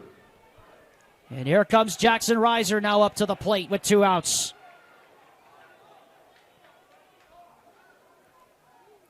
Can the Mountain Ridge Sentinels find their way back into this ball game? They gave up 7 runs on 7 base hits in the first inning, allowed 12 batters to come to the plate. They scratched across 2 runs in the second, gave up a run in the third, and they have one back now here in the fourth. And now looking for more in this winner-take-all playoff to decide who gets Lehigh in the 6A Championship Series tomorrow night. Game 1 is tomorrow night, Game 2 Saturday afternoon, and Game 3, if necessary, Saturday night. First pitch to Reiser coming. Down and away, ball 1. We'll go back to that hit, by the way. Stockton Folks, that RBI single, and that's what you want from the top of your lineup too, Alex. You got that hit by a pitch from Leo, and that kind of sparked at least a little bit of something in this offense. 1-0 pitch. That one hit Reiser on the elbow, clipped him on the way through, and here comes Jeff Yore.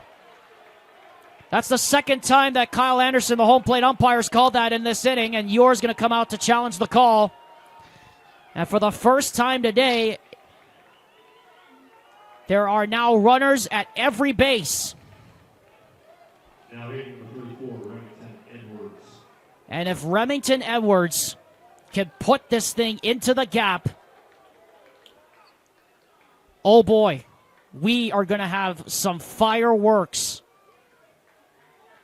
And Ty, I know it's only a 5-run game, but I kept telling the viewers at home, we're far from done. This is a big moment right here for Lincoln Yore. Well, he got the theoretical game winner against Fremont in order to force that mercy rule and make it 10-0. It was a single.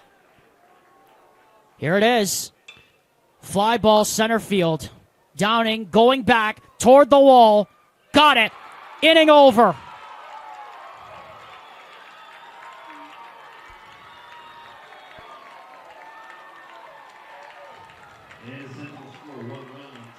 The Sentinels leave the bases loaded.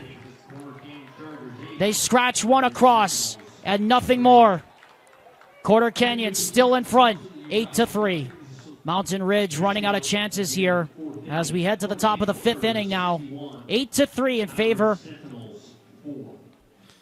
Alexander Timolip, Ty Wilkinson get a good look there at the bullpen of the Mountain Ridge Sentinels. Lefty warming up currently in there right now. Ty, you just had an interesting stat you wanted to throw at me just now. I do, because right now, Garrett Downing, who's going to be at the plate here shortly, this will be his 4th at-bat coming up, and we're just in the 5th inning already because Drew Watcott That was his third at-bat to end the inning, and now here we come. This is the fourth at-bat now for the top of the order that's coming up. And you got to wonder if fatigue is just playing a factor right now into Mountain Ridge, as once again their third pitcher is on the mound so far. And their third game, as we keep saying, in less than 24 hours. They played a game at 10 a.m. yesterday. That game or 11 a.m. yesterday. That game ended just before 1. And then they played a nearly 2.5 hour game at 4 o'clock yesterday. And now here they are 24 hours later playing another game at 4:30. And they were on the field, as you said, Ty, in the sun on that turf for close to 30 minutes in the top of the first. As that is a strike thrown right on the outer half by Karsten Funkhauser. 0-1 the count, nobody out. We're just underway here. Top of inning number 5. Just missed the corner. Ball 1. Well, Garrett Downing 1 for 3. He had a walk, which was followed by a double and 2 RBIs in the same inning. Then he got hit by a pitch, so I know the stat says 1 for 3. It should actually be 1 for 1. 1-1 pitch. That one also misses the upper half. 2-1. Didn't catch enough of the corner. It's just crazy to me that it's already coming up to be the 4th at-bats for this lineup, beginning with Garrett Downing. 2-1 pitch. That one is right there.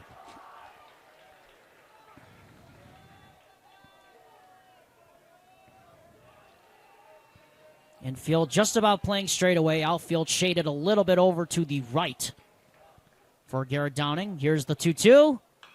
Fly ball into left, going down the line toward the bullpen, and everyone's going to crash into the wall as that's going to fall into the batting cage over there, just short of the bullpen in left. 2 balls, 2 strikes against the leadoff man, Garrett Downing. Top of the order, 1, 2, and 3 to go here in the top half of the 5th inning here for Corner Canyon. 2-2 pitch. Aloha. First strikeout of the day for the third reliever out of the bullpen, Karsten Funkhauser. And here comes Ryder Florence, the shortstop.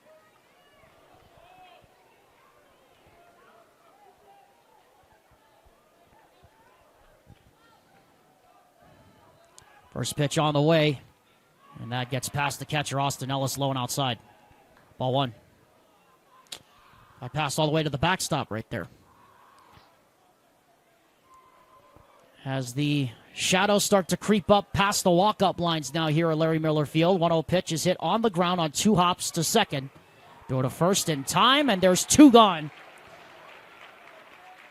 here in the top of the 5th. Well, this is the early 2 outs that Mountain Ridge was looking for. I thought they would have got it in the 4th. Fortunately, they got away with no runs in that inning, but once again, 2 quick early outs. And if you're Mountain Ridge, you can think this is a good sign, so now you can get your defense to try to get off the field. Good pitch there for a strike to the second baseman, Cash Conker. 0-1 the count, quick pitch. Up high around the eyes there, 1-1.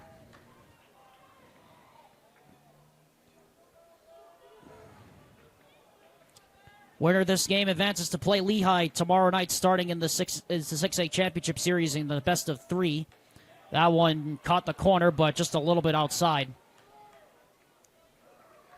2 balls and a strike now on the second baseman, Conker. 2-1 pitch. High pop-up. Here's second. Gonzalez says, get out of my way. And that's the end of the inning. A clean inning that the Mountain Ridge Sentinels desperately needed defensively. The Chargers go Ekahi, Elua, Aloha in the top of the 5th. Now they need to get their offense going. They're running out of time. It's 8-3. Corner Canyon in the driver's seat. Hit foul off to the right. That's into the pine tree. 2-1. So interesting to see who they're going to bring in, a catcher to replace Austin Ellis. That pitch is just a little bit off the black there. 3 balls and a strike now.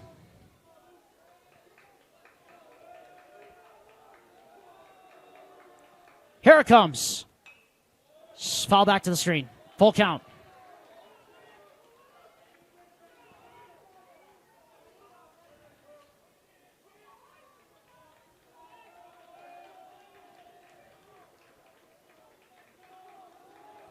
Two-two pitch.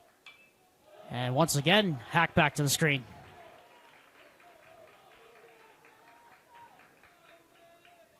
It's actually 2 balls and 2 strikes, not 3 and 2. Pardon my error. 2-2. Goodbye. Fourth K of the day for Lincoln Yor. Good comebacker after the HBP, and now here comes Cooper Goff.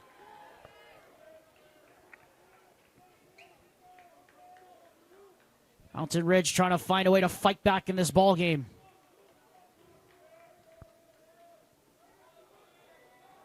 First pitch. Strike one.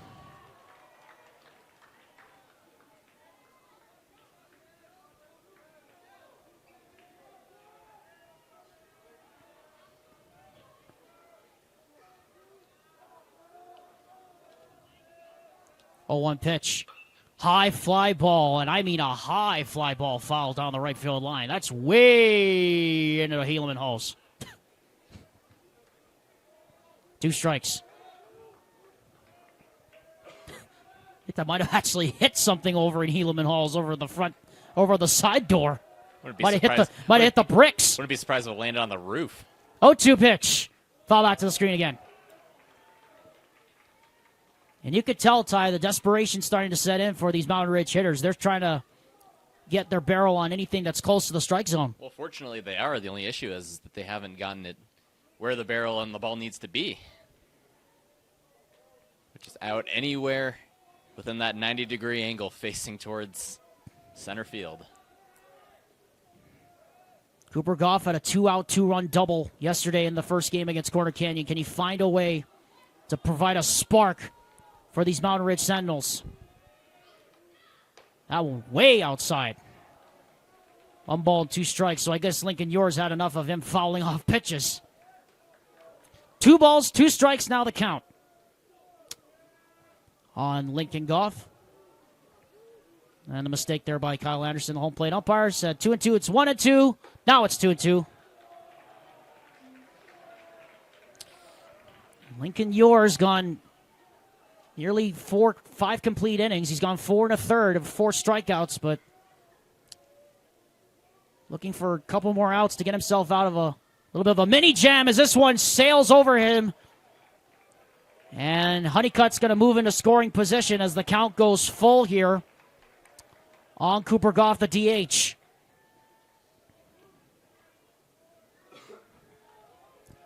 Runner in scoring position. Can Mountain Ridge find a way back into this game? Ethan Iacono stands on deck. The full count pitch. Ball 4.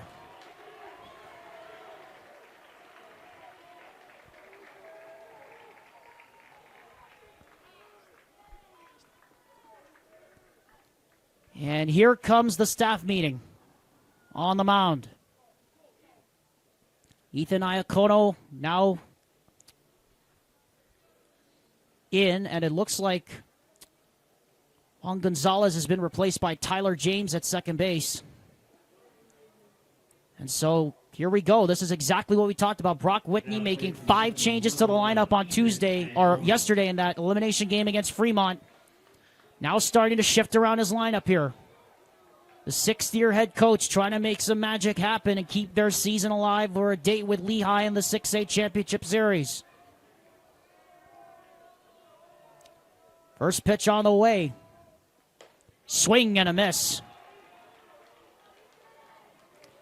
1 out, bottom half of the 5th. 3 runs, 6 hits, 4 errors unofficially here for Mountain Ridge. 8 runs, 11 hits, no errors for Corner Canyon.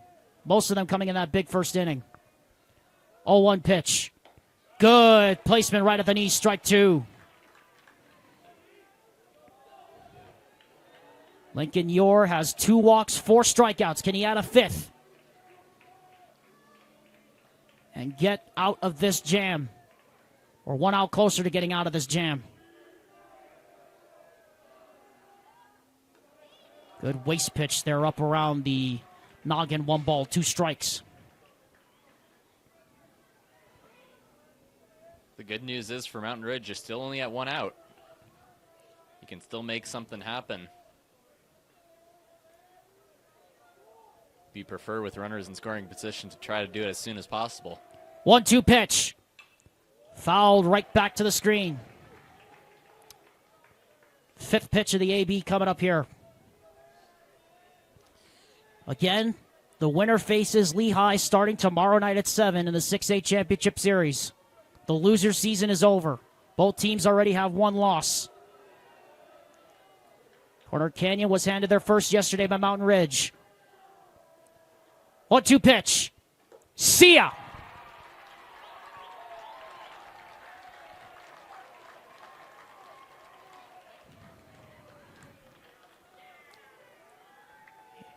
Here comes Tyler James. As Stockton Folks and the coaches are too far out of the dugout for Kyle Anderson's liking for safety reasons. And looks like James is going to be pulled back here. Instead, Juan Gonzalez is going to be coming in after all. Interesting. So Brock Whitney had Tyler James in the on-deck circle. Looked like he was going to come in for a defensive switch and a pinch hit role, but instead, Juan Gonzalez comes back in. Interesting choice here by Brock Whitney. Looked like he was going to shuffle his lineup, but instead, he'll just be content with the 1 change to put Austin Ellis back, replace Austin Ellis at catcher. First pitch on the way. Liner down the right field line. That's going to be big time, Kid G. That's going to hop over the fence. A ground rule double. 1 run will score on the ground rule double by Juan Gonzalez. And the Sentinels do scratch across that run.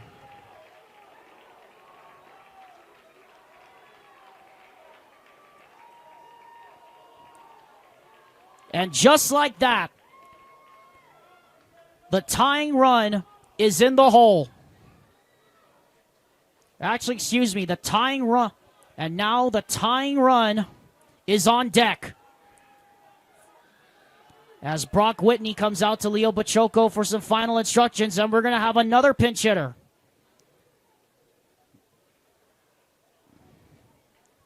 Wow, Brock Whitney really pulling out all the stops here. 2 emergency changes in the last 2 batters. How about this? Wow. It worked for him last time, didn't it? It'll be Tucker Norris now coming up to bat, and I assume he will also replace Leo Bachoco at shortstop.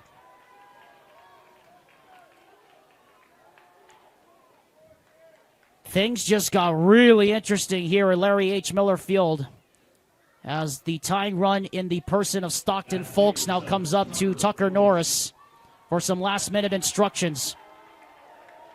Tying run now on deck for the Mountain Ridge Sentinels. 2 out, bottom of the 5th, 8-4. 1 swing of the bat, and we are in a brand new ball game. Here it comes. Strike 1 right at the knees. Good pitch there from Yor, who has 2 walks and 5 strikeouts to his ledger. He's gone through 4 2/3 strong. High pop-up in the air to left, down near the third baseline. And for now, the Chargers escape. But the Sentinels are getting closer as we head to the top of the 6th inning. Do not turn the dial yet, folks. We've still got a long way to go. Here's your new catcher into the ball game for the Mountain Ridge Sentinels. It is Brody Buck that's going to take over for Austin Ellis here in a big-time spot tie. I mean, you talk about getting thrown into the fire here in the in the playoffs. Winner-take-all game. Your captain's gone because of a concussion or a possible concussion. Now you're asking Brody Buck to take over here in the top half of the 6th inning. It's step-up time is what it is, Alex. You got to be a brick wall right there, right behind that plate. Let nothing get by you, especially since Corner Canyon, as well as they've done, getting base runners on. Obviously, they went 1-2-3 in the previous inning, all the way back in the 5th, which feels like so long ago. But you got to be a really, really good brick wall if you want to prevent Corner Canyon from doing any more damage than they've already done. Brody Buck, of course, wearing the number of former Miami Marlins catcher John Buck, number 14. And he's in here in a big spot. 8 runs, 11 hits, no errors for Corner Canyon, but they have not had a base runner or a hit since the 3rd inning of play. And Mountain Ridge trying as hard as they can to stay alive here, down 4 runs now as we head to the final 2 innings of play here in this winner-take-all playoff game. Again, the winner goes to Lehigh's side of the bracket to face them in the 6A title series starting tomorrow night as the first pitch to Nathan Horstman, the cleanup hitter, is down low, ball 1. Next pitch. That one is up high, 2-0.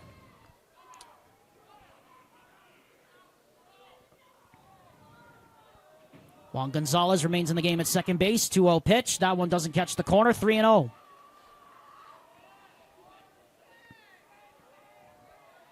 Leo Pachoco also remains in the game at short. 3-0 pitch. Horseman showing bunt. Pulls it back. Ball 4. And a 4-pitch walk issue by Funkhauser to start the top half of inning number 6.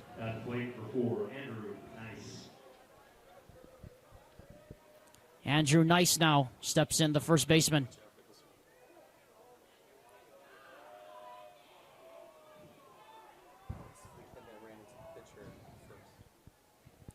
That one is in the dirt. Ball 1. Nice grounded out back in the 4th inning of the game. Runner on first here with nobody out. 1 ball, no strikes. And the pitch. And that one comes in and hits Andrew Nice.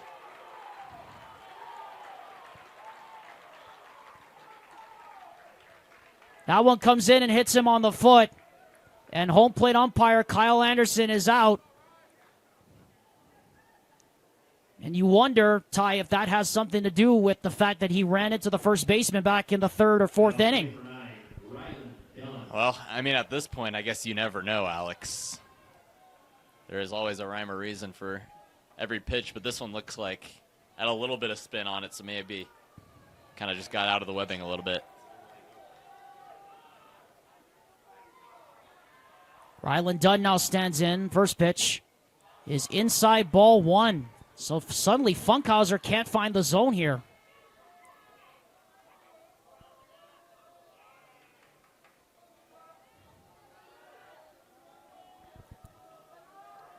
One-0 pitch. Runner thought about going. And again, 2 balls and no strikes. Just wonder if the fatigue now is becoming a factor for these Mountain Ridge Sentinels. If they're starting to finally feel the effects of 3 games in the last 36 hours. There's a strike.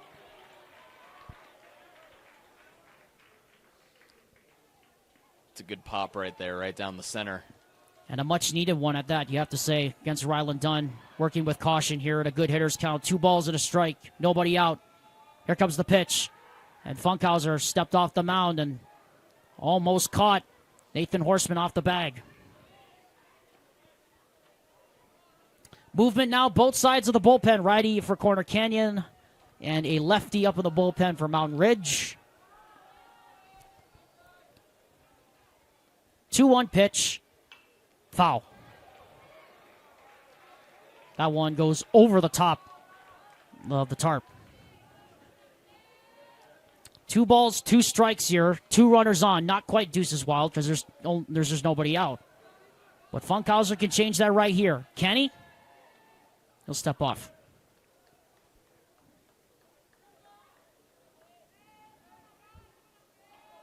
Well, this is the second time in the first couple at-bats for Ryan Dunlop that he's been pretty high in the pitch count. That one tipped off the glove of the catcher, Brody Buck, back to the screen. Sixth pitch of the AB coming up here. He was 2 for 2, or 2 balls, 2 strikes in the first inning. Then he got that double, and then he walked on a 3-2 count later in the 4th inning.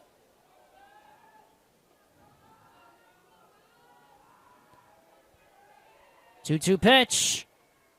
That one trying to get on to Chase, down low and outside, 3 balls and 2 strikes. So Funkhauser now 1 pitch away from loading the bases. Again, there's a lefty up in the bullpen for Mountain Ridge in case he runs into a little bit of trouble.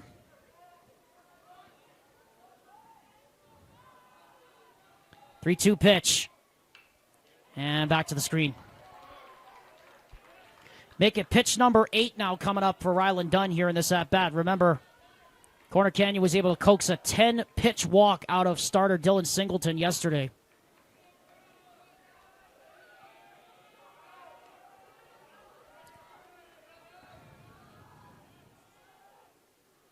And this time, Funkhauser wins the battle.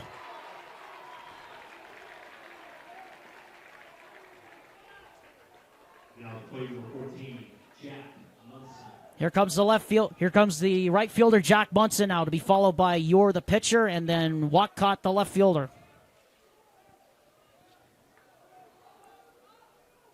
Runners on first and second with 1 out here in the top half of the 6th inning, folks. If this score stays the same, we are far from done here at Larry H. Miller Field.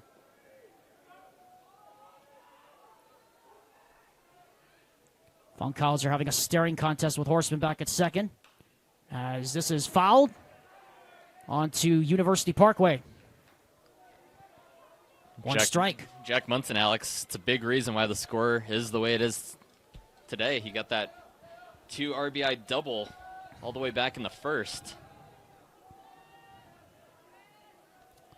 Put a real dent in the scoreboard. 0-1 pitch. Fly ball in the air center field. Riser is under it. The runner will not tag in it. Excuse me, not tag in advance.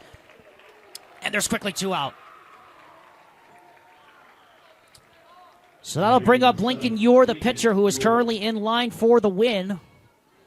He's gone 5 strong innings with 5 strikeouts and 2 walks on his ledger this afternoon. There was a right-hander warming up in the bullpen. It was the current shortstop, Ryder Florence. And so you'd have to assume then after that, Tanner Mackey will come in and take his place at short. As that pitch just a little bit too high there. 1 ball, no strikes. When you think, Alex, for Funkhauser, started off with a walk and then a hit by a pitch. So you already got first and second. And that's followed by a looking strikeout and a fly out. So 2 consecutive outs here. You wonder if he can get out of it. 1-0 pitch. That one hits the carpet in front of the dirt. And bounces up to the catcher, Buck. 2 balls and no strikes. Good block there by Brody Buck. Of course, wearing the number of former Miami Marlins and Florida Marlins catcher John Buck, former Taylorsville High School graduate of old, as this one is right down Main Street for a strike. Despite being a Braves fan, Ty, I do know my NL East, especially John Buck being a Marlins catcher. Well, there you go. You got to know your enemies. And, of course, he's in the Wall of Fame at Taylorsville High School. Well, they're not exactly enemies, Ty. I don't know about enemies, but at least they're... I mean, I don't like the teams in the NL East. I mean, outside of the Phillies and the Mets, whom I really hate, but well, you know what the Marlins are okay. The Marlins are okay. You know what they say, Alex? Keep your friends close, but your enemies closer. I guess that's the division rivalry aspect of it. Well, the Phillies and the Mets especially. I mean, the Mets have the highest payroll in baseball, yet they still haven't even gotten into the playoffs for the last, 3 years. 2-2 pitch. Liner into right, coming on quickly. That's a base hit. They're going to send the runner home. And that throw hits the first base umpire. And here comes Brock Whitney sprinting out of the dugout.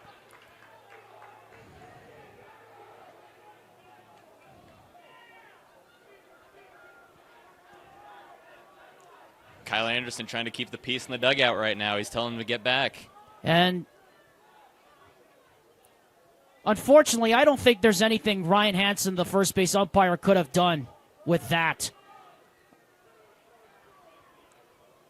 And here comes the crew chief, Kyle Anderson, as they'll talk with Ryan Hansen and third base umpire Preston Norton on the left.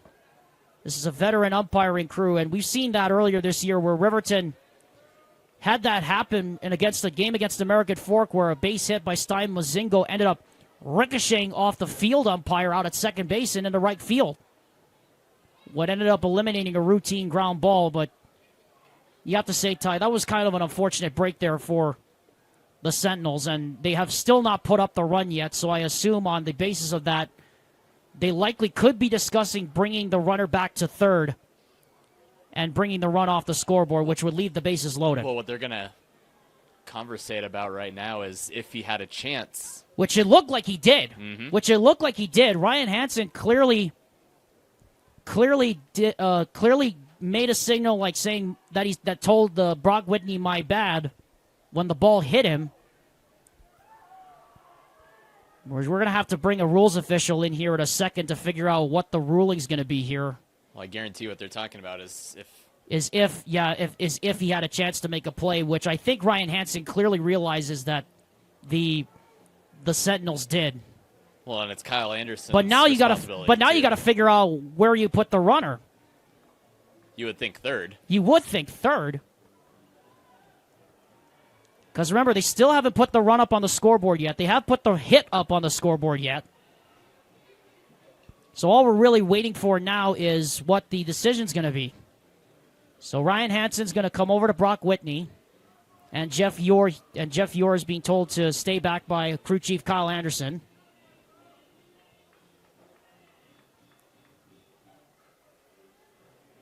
So we're going to have to get a rules official if he's here on site, if we can get a rules official here in a second. Brock Whitney getting a talking to there from Ryan Hansen, trying to keep him calm.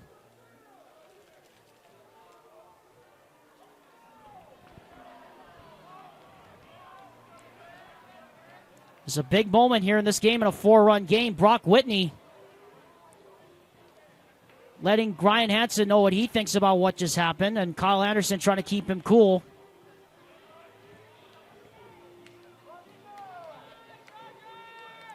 Oh, Brock Whitney, goodness gracious. Brock Whitney, goodness gracious.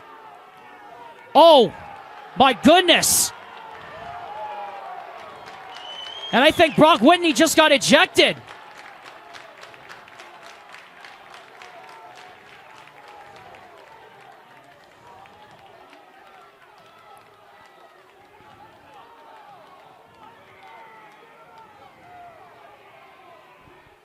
Brock Whitney threw his hat down and his glasses, and I think he just got ejected. I guess that clears what the call is then.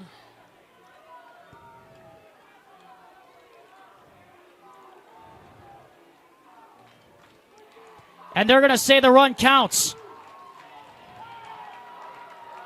And Brock Whitney just got ejected.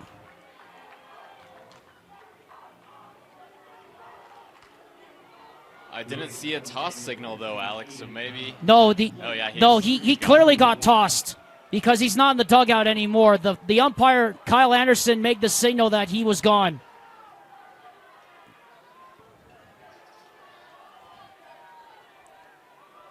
Wow. That's the first time we have seen that in this tournament. I mean, I could not have imagined that we had seen anything like that prior to this.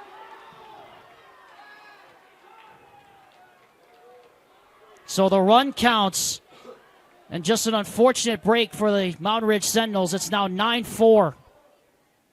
That one is a strike.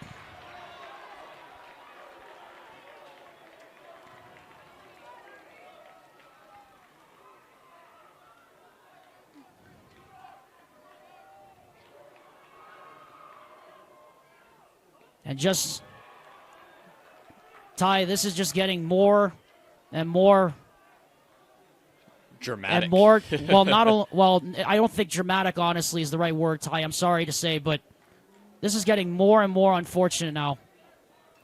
As this is just unraveling here this afternoon emotionally for both teams. You really hate to see this, as there's another base hit in the left center field. Left fielder cuts it off. Runner going to go home. He will score. And that makes double digits for Corner Canyon.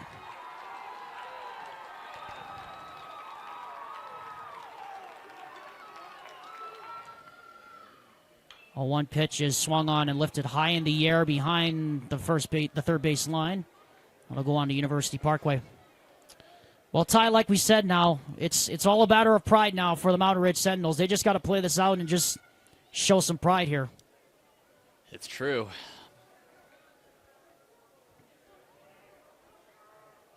Okay, Callahan coming into pitch now, number 23 on the mound as Downing tip fouls this one back to the screen.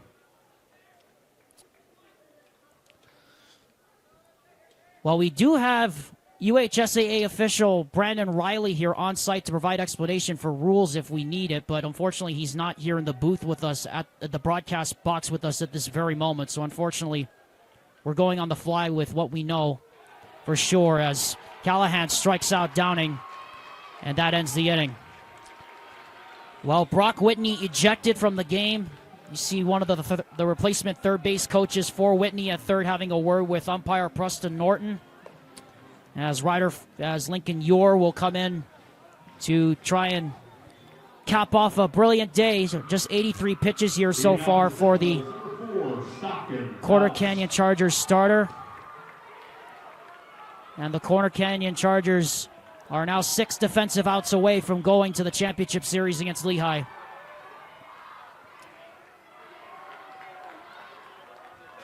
And 6 outs away from this game coming to a conclusion. Mountain Ridge just simply playing for pride at this point in the game. As that pitch is in on the hands, ball 1. Well, the good news is the players are still showing their love of the game. They're still on the top of the dugout, Alex. So, and we heard them getting in a huddle down there at the bottom of the dugout earlier in the timeout, trying to get something going as Yor pours in a strike right at the knees.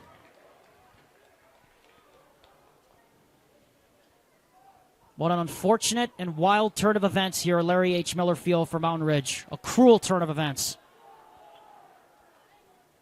One that you really can't script or really can't write in any other way because, you know, right. Things like that in sports unfortunately sometimes happen. Human error is a part of the game. I mean, as my mom just texted, and she's watching right now. Yeah, shout out to Mama Wilkinson watching back home. Unfortunately, that's what it is. Human error is part of the game of baseball. This is popped sky high into the air behind home plate, coming down into the first couple of rows, and the catcher, Cotterall, had a trouble tracking it through the sun into the shade and eventually dropped it.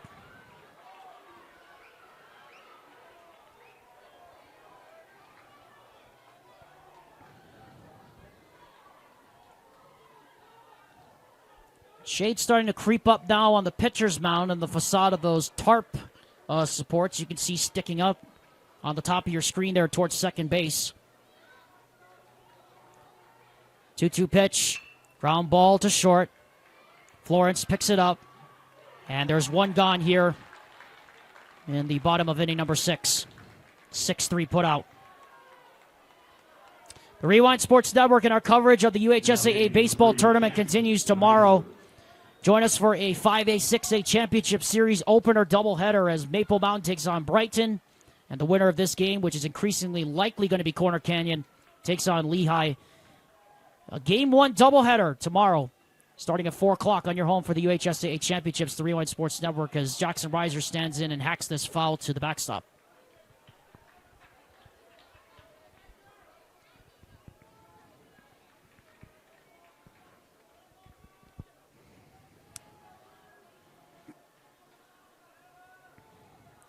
All 1 the count, and the pitch is up around the eyes there. 1 ball, 1 strike. Lincoln Yor had a brilliant day. 5 1/3 innings, 2 walks, 5 strikeouts, and allowing just 4 runs on 7 hits.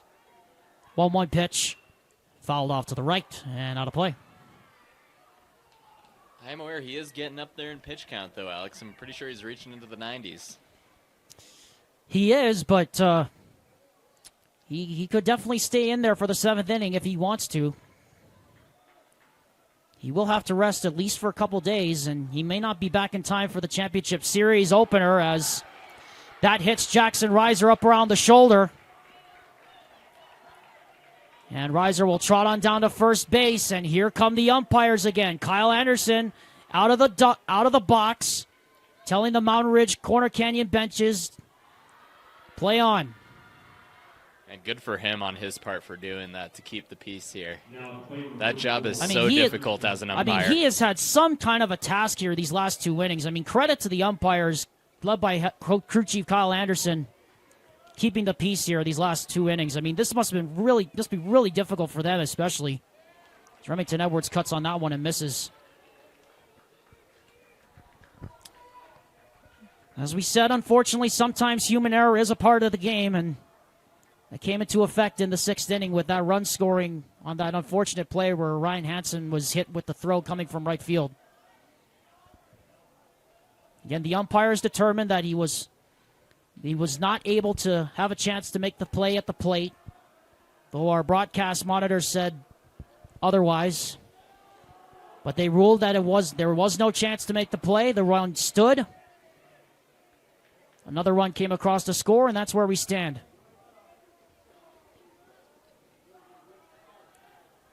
Two-one pitch. 3 balls and a strike now. Meanwhile, the 6A championship series is beginning over behind us at Gale Miller Field between Bingham and Riverton, 2 Region 2 teams. And man, talk about best 2 teams in the state, maybe. That's it right there. 3-1 pitch, ball 4. And runners now on first and second with 1 out. At least if you're Mountain Ridge, Ty, this is the response you wanted, as it looks like we're going to have a pinch hitter here. It's Brody Garrard who will come in. And here comes Jeff Yore out of the dugout. And I believe we are going to have a pitching change here on the mound. As the lights are beginning to get turned on here, sun setting here in Provo, Utah. Approaching 7 o'clock local time, Alexander Timov alongside my broadcast partner Ty Wilkinson here in the broadcast booth at Larry H. Miller Field. Pinch hitter will be Brody Garrard, and Lincoln Yore will indeed remain in the game here. So he's going to see this out. For the inning, at least. For this inning, at least, yes. There was a right-hander warming up. It was shortstop Ryder Florence in the bullpen, so as we have the pinch hitter Brody Garrard now standing in here. Brody Garrard here. Big spot. Can he find some matter of pride? Can he spark some little bit of pride left in the Mountain Ridge Sentinels and potentially save their season?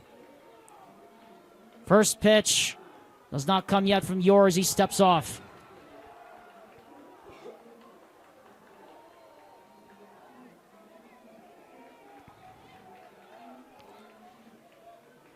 Yore's been in this spot before, got out of 2 two-out jams and 1 bases-loaded jam earlier. And Reiser really getting in his head now over at second base. There's a couple of good back-to-back step-offs, though. 1 out, and the pitch. Popped up high to the left side. Look out, that's going in the dugout.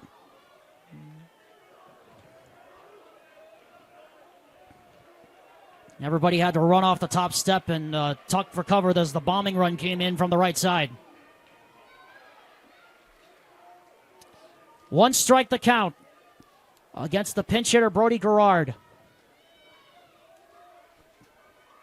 Remington Edwards at first, Reiser at second. And Luke Nelson, the first baseman, stands on deck. 0-1 pitch. Did not catch the corner. Ball 1.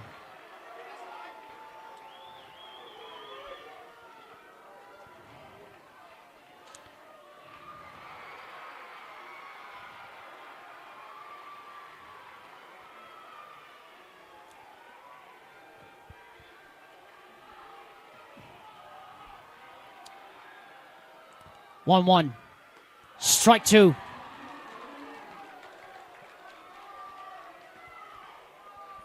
Got him to chase that outside pitch. You're going for his 6th K of the day.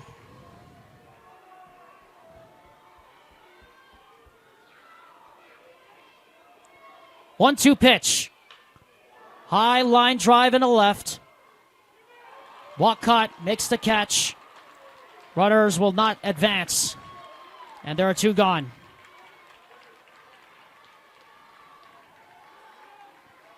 And up steps the first baseman, Luke Nelson. Number 1, Luke Nelson. Cooper Goff stands on deck. Runners remain on first and second with 2 out.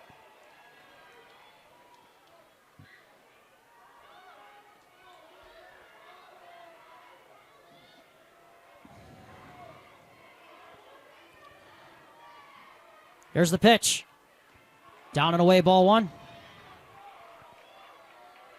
You're trying to see this through his 6th inning of work.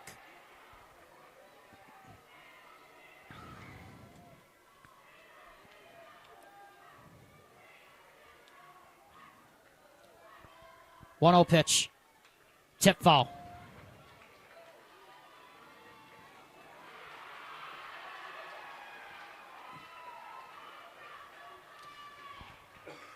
Again, the cheering behind us is coming from Gale Miller Field on the other side. The 6A Championship Series has just started. 1-1 pitch. Line foul off to the right and into the stands, and that's going to bounce up near a few of the fans up on the top row of the right field side.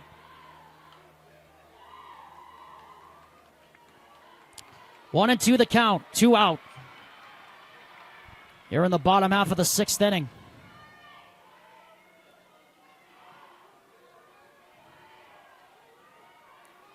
One-two pitch. Good waste there, 2-2. Just past 7 o'clock local time. In this nearly 2.5-hour battle between Corner Canyon and Mountain Ridge. Deuce is wild. Here it comes. Foul. It's been the name of the game and the story of the game, Alex, is waiting for your pitch. Corner Canyon has done a splendid job. Mountain Ridge has had some really good opportunities as well.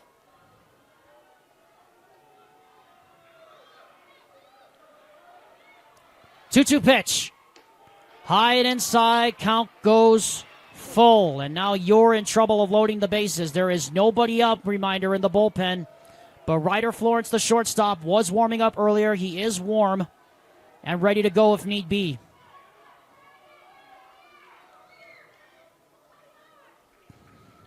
Three and two. The pitch. Runners go, and they hit him.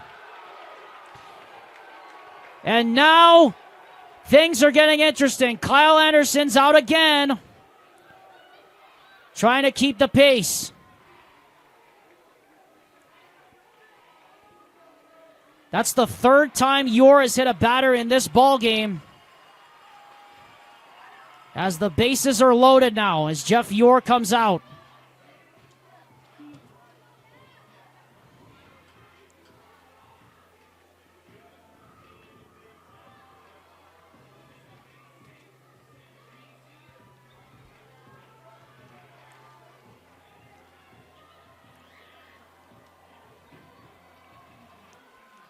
And the ball has been taken from Lincoln Yor. We're going to have a pitching change.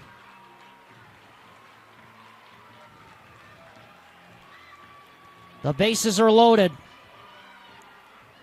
for the Mountain Ridge Sentinels. Can they finally take advantage? We'll be back.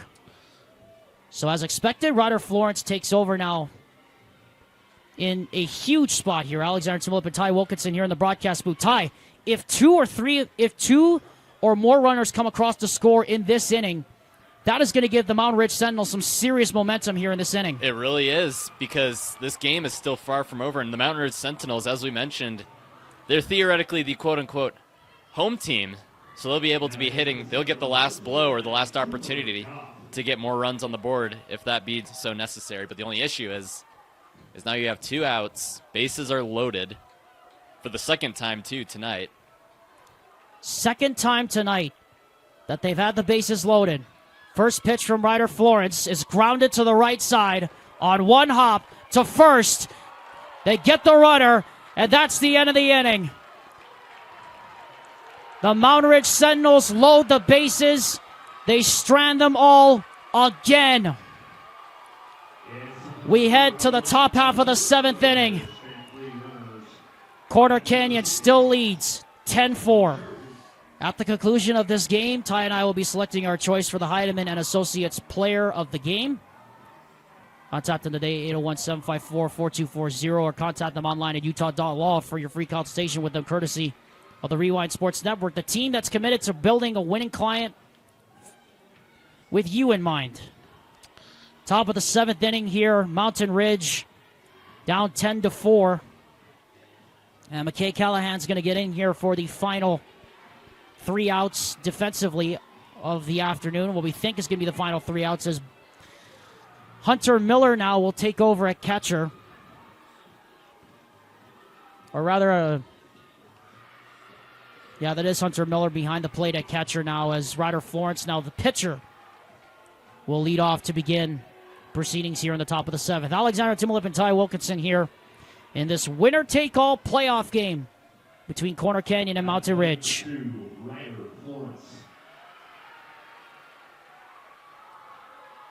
First pitch from McKay Callahan is outside, ball 1. Winner of this game gets the Lehigh Pioneers in the finals starting tomorrow night, which is looking increasingly likely to be Corner Canyon. Liner into right is snagged out there by the right fielder, Remington Edwards.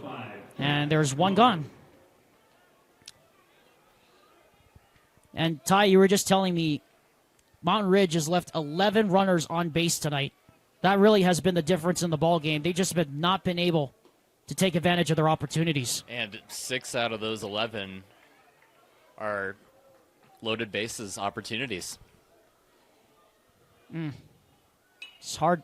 It's so hard to win, but as this one is fouled up into the air in the right, on the line, and the first baseman Nelson makes the catch, and there's quickly 2 gone now here in the top of the 7th. So now Nathan Horstman stands as the last chance offensively, with the first baseman Andrew Nice standing on deck, and Ryland Dunn, number 9, in the hole.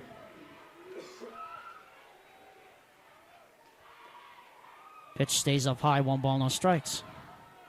Just the 5th pitch of the inning thrown by McKay Callahan. A 1 pitch fouled back onto the triangular part of the screen. 1-1.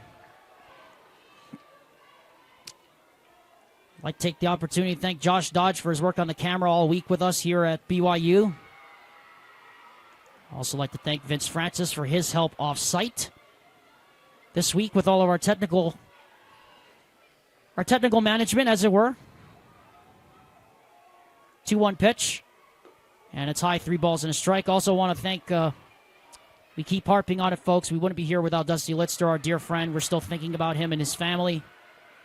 We've been wearing wristbands in honor of him all week long here at BYU, and some of the crew, of course, at the other games that we've been at as well. At Utah Valley, and also at America First Field and Zions Bank Stadium with Alex Napolis, Carson Lantz. By the way, Alex Napolis, my guy, 3 thrilling championship games today for that guy. Shout out to him. And, of course, Kenzie Valentine, Dane Stewart as well for their handiwork on the girls and boys lacrosse playoffs this week. But, Ty, we're about ready to wrap it up with a fun weekend, fun 2 days of baseball coming up starting tomorrow night with the 5 and 6A championships. Well, as if it hasn't been fun already. I guess we get to add more of the excitement to now the championship series is. Yeah, and Ty, I think just the unpredictability. Think about it. The unpredictability coming into this tournament. I mean, I don't think anybody could have thought Corner Canyon. I mean, reminder, Corner Canyon hasn't beaten Mountain Ridge all season long. They've lost all 4 meetings, and they're currently 3 outs away from beating them for the first time, as this is way high in the left. Coming on and making the sliding catch is Yakono. And Yakono drops the glove and the hat. Looked like he hurt something. But he's able to get up on his own power and get off the field, and that's the end of the inning. We'll finish that thought by Ty Wilkinson when we come back. Corner Canyon 3 outs away from going to the championship series. They lead Mountain Ridge 10-4. Well, there's the story of the game, folks, and the real big difference is the 7 spot in the top half of the first inning for the Corner Canyon Chargers, as they are 3 outs away from going to the 6A Championship Series, where they'll face the Lehigh Pioneers. It'll be Iacono, Gonzalez, and Bachoco as the last chances for the Mountain Ridge Sentinels, as Leo Bachoco is being asked to stay behind the padded fence for safety purposes. First pitch on the way is hit in the air to deep left. Going back is the left fielder Walcott, and he's got it. 1 pitch, 1 out.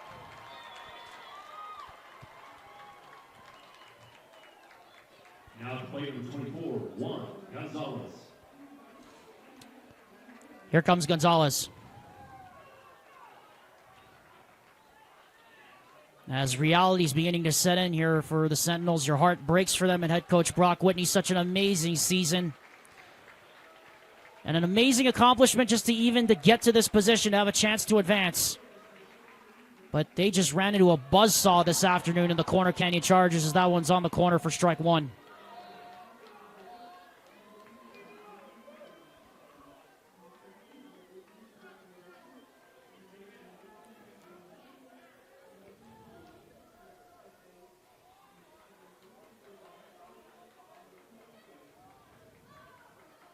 One out count, or ball, or excuse me, 1 strike the count, 1 out, and the pitch. That one just a little bit too high there. Ball 1. 1 ball, 1 strike the count on Juan Gonzalez, the second baseman. 2-0, 1-1 pitch. That one bounces in the dirt. It looked like that one got away from Florence up to the plate. 2-1.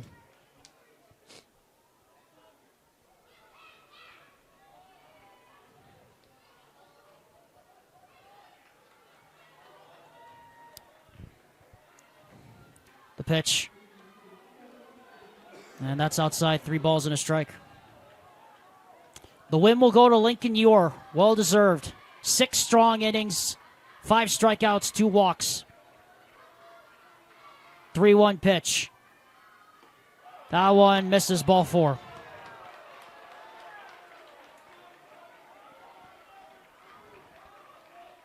And the base runner reaches here with 1 out.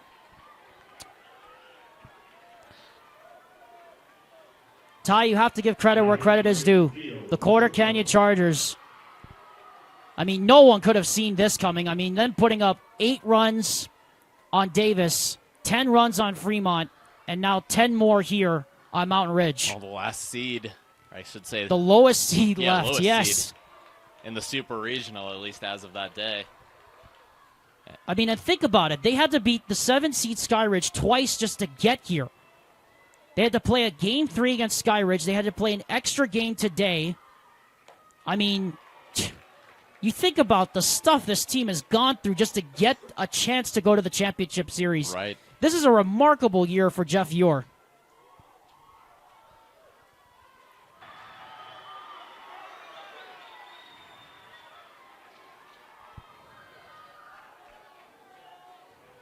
Two-one pitch. Chopper foul. Count goes to 2 balls and 2 strikes.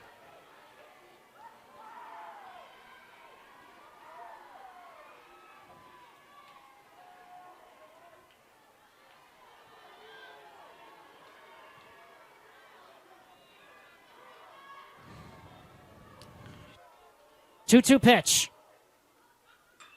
Liner into center field. And it is going to drop in front of the center fielder, Downing. That's going to ricochet up against the fence. 1 run at least is going to score. And Bachoco slides in at third base with an RBI triple. And just maybe the Mountain Ridge Sentinels aren't done quite just yet this afternoon. Now play for 4, Stockton House. Here comes Stockton Folks now to the plate. Still only 1 out.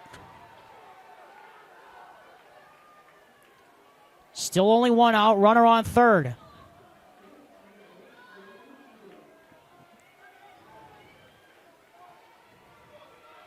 Jackson Reiser, the center fielder, stands on deck. Remington Edwards in the hole. That pitch is up high. It's as good as news as any, cutting the lead in half. They've left 11 runners on base, Mountain Ridge. They've tried their hardest, but can they break through at this crucial moment? 1-0 pitch. That gets by. But Choco thought about it, but the bounce carried right back to Cotterall. Boy, is he a lucky kid right there. Wow. Ty, if that slows down, but Choco's probably scoring. Yep, that padded backstop really came to the benefit.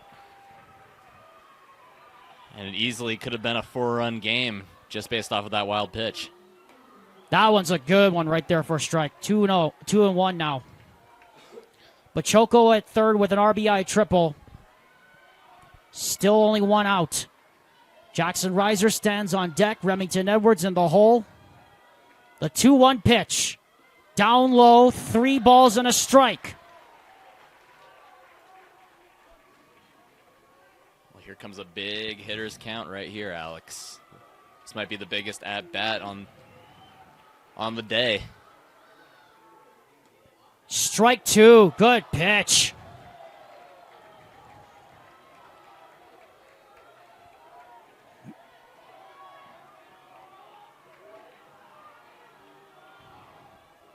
Very good placement on an off-speed pitch there by Florence. Can he get one more? 3-2 payoff. Ground ball to third. That's bobbled by the third baseman. They will not advance the runner. It doesn't matter.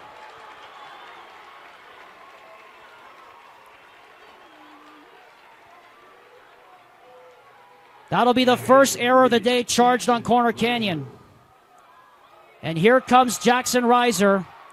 Remington Edwards on deck, and Ty Wilkinson, believe it or not, the tying run is now in the hole.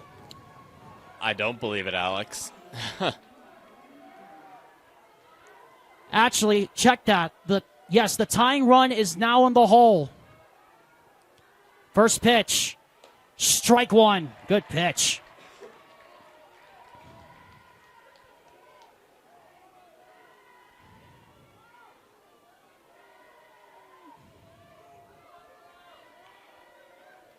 Oh, 1 pitch. Misses the corner. Had to reach out for it. Ball 1.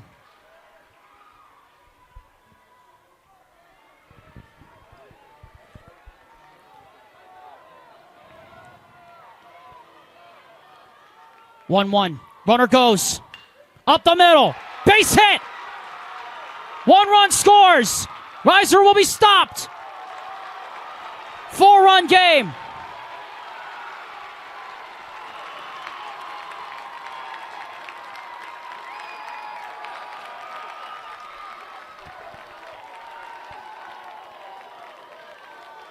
On plate number 34, Remington Edwards.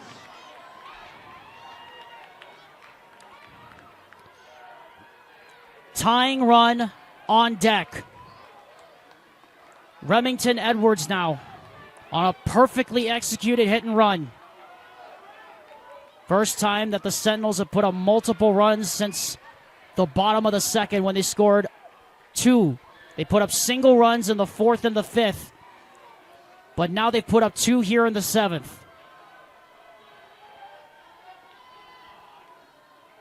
First pitch coming from Florence. Outside again.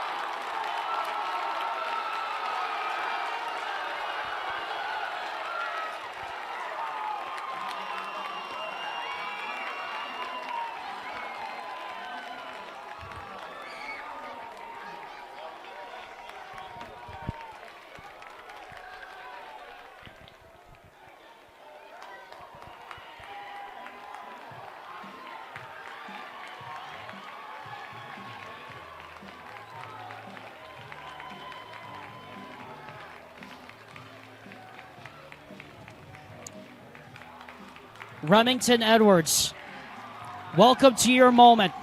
Hitting from 9, Cody Gerard.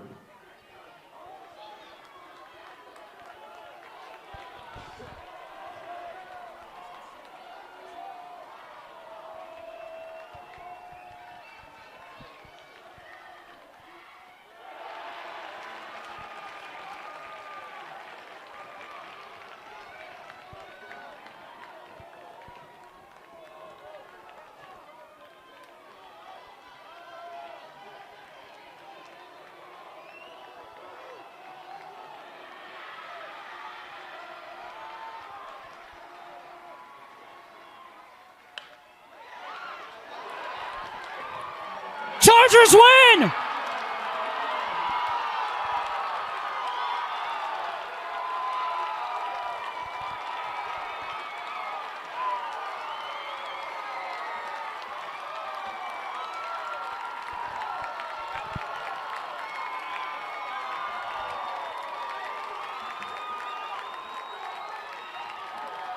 And at the final, the Corner Canyon Chargers 10, the Mountain Ridge Sentinels 8. Corner Canyon will play in the championship starting tomorrow night at 7 p.m. at UVU. We wish very best to the Mountain Ridge Sentinels on a great season and a great playoff run. We wish them well in the offseason. Ladies and gentlemen, if you look around you and make sure you get out all your personal belongings and any trash that you might have brought in that needs to be taken to a receptacle, if you get it there, that would be great so we can maintain this great facility for baseball. Thanks again. We'll see you tomorrow at 7 at UVU.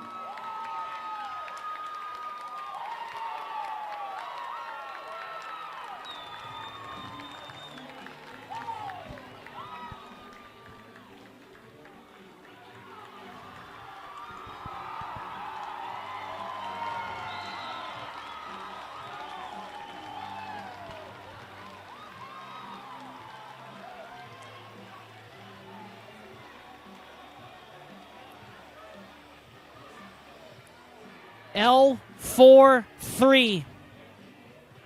Corner Canyon advances by the skin of their teeth. We'll be back.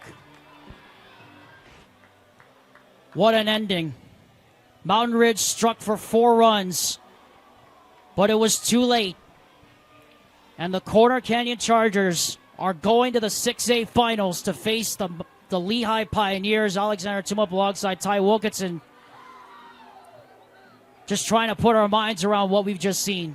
I mean, it's only fitting this 6A bracket gets capped off with an L4-3 double play. Oh, there's my sigh of relief right there, Alex. Wow. What else can you say about this bracket? It's just been off the charts wild, one after the other. The unexpected keeps getting more unexpected. And Ty, what an ending to, what a great defensive play there at the end by Corner Canyon. It's very true, Alex. That was a great defensive effort. Obviously, shout out to Mountain Ridge for managing 4 runs to make it a really, really interesting game going into the 7th. But unfortunate for them that they were unable to close it out. Oh, so unfortunate that Mountain Ridge, I mean, that liner held up there just long enough for the second baseman for Corner Canyon, Cash Conquer, to get over and fire and double up the runner at first. And Ty, the most unexpected thing about this is the Corner Canyon Chargers, the lowest seed remaining in the championship. They're going to face off against Lehigh, and you talk about a battle that's going to go down between those two teams. We had a Corner Canyon Chargers, Lehigh Pioneers boys basketball championship. Now we're going to get a baseball championship. What fireworks we're going to see next. Boy, oh boy, Alex, that is going to be one heck of a championship series between those two at a different venue at UVU, at UCCU Park. UCCU Ballpark will be the home of the championship series for both 5 and 6A. And Ty, let's put a bow on this now because this is the end of bracket play for both 5 and 6A. We now know our 4 teams that will play for the championship. Let's start first with Maple Mountain against Brighton. What's the thing that stands out to you about those two teams, other than the fact that they had to at least get through a walk-off? Both teams had to walk off on their opponents last night just to get to that point. Well, because that's two teams coming in with amazing amounts of momentum, Alex. The reason why we're emphasizing on fireworks is because that's pretty much what that's going to be. You have two fireworks coming in from the semifinals games, and now they're meeting each other. And as you mentioned before, a couple of walk-offs to the end, they bring an enormous amount of momentum into your dugout and into your team. And you got to think the momentum game can swing either way because both of them are coming off huge opportunities. So now let's look at Corner Canyon against Lehigh. This is the 6A finals. We'll have both the 5 and 6A finals for you guys Friday, Saturday here on KSL Sports Rewind. Ty, Corner Canyon against Lehigh. What intrigues you the most about that matchup? What intrigues me the most, Alex, is to see Lehigh still has not lost a game in this playoff. We go all the way back to Super Regional where they were 2-0 whenever they beat Layton. Then they had to beat Riverton. They beat American Fork. And then they had to beat Riverton again to get to the final. So Lehigh is still undefeated in this tournament. And Corner Canyon, Cinderella lives on. That's all I have to say. The 10 seed in the tournament blows our minds, to say the least, in this 6A tournament. And Corner Canyon, by the way, got a strong outing from Lincoln Yore on the mound. It got a little hairy there near the end because, remember, Mountain Ridge not only brought the tying run to the plate, they had the winning run potentially to send them to the championship series on deck. But your heart breaks for Mountain Ridge. I mean, they woke up, but, in hindsight, hindsight Ty is 2020. Brock Whitney will probably kind of look back on it and wish that his offense was able to wake up a little sooner. Well, I mean, the story of the game, Alex, at least in my opinion, was the bases loaded on the 4th inning and the bases loaded on the 6th inning. That could have easily swung either way for the Mountain Ridge Sentinels as they took it into the 7th, but only were behind by 2. Yeah, absolutely. You touched on that. Left the bases loaded twice. Congratulations to Brock Whitney and his Mountain Ridge Sentinels for playing so valiantly this afternoon. And so valiantly just to even get to this spot, Ty. I mean, it's hard enough to win 3 elimination games, let alone 4 in 3 days. But Mountain Ridge definitely is a good program, and you can guarantee they will be back next year better than ever. They sure will. I mean, you got a young team. You got a couple of seniors that are leaving, but you have the guys that are capable of fulfilling that role. We would like to thank Josh Dodge on the camera all week. We'd like to thank Wilson Gustafson for joining us here as a special guest this week. We know that, we would have wanted him to be here, but we want to thank him. I want to thank you, Ty Wilkinson, for being my broadcast buddy here all week at BYU. And of course, we can't thank enough Dusty Litzner. We're thinking about him a lot, Ty, and this whole week, Ty, has been unbelievable, but now we're really set for a true championship series between 4 really good teams. Yeah, I'm beyond stoked. I know you're thanking me for being here, but guess what? We're not done yet. We still got a few more games to go. We still have more to go, folks. We're going to get our rest, and we're going to get ready for tomorrow. Join us again, 4 o'clock p.m. for a championship series opener doubleheader. It will be Maple Mountain and Brighton, and then it'll be Corner Canyon against Lehigh. And then game 2 and 3s, if necessary, will be on Saturday morning. Wow, what a week we've had at BYU. We want to thank all of our crew here. We want to thank Josh Dodge and my broadcast partner Ty Wilkinson. Vince Francis, of course, off-site, helping us with the technical maintenance side of things. For all of us here on KSL Sports Rewind, this has been another presentation of the UHSAA Baseball Playoffs. Again, the final score, Corner Canyon 10, Mountain Ridge 8. Corner Canyon, Cinderella lives on. They'll face Lehigh in the 6A finals. For now, folks, get your rest. We'll see you tomorrow for championship series openers.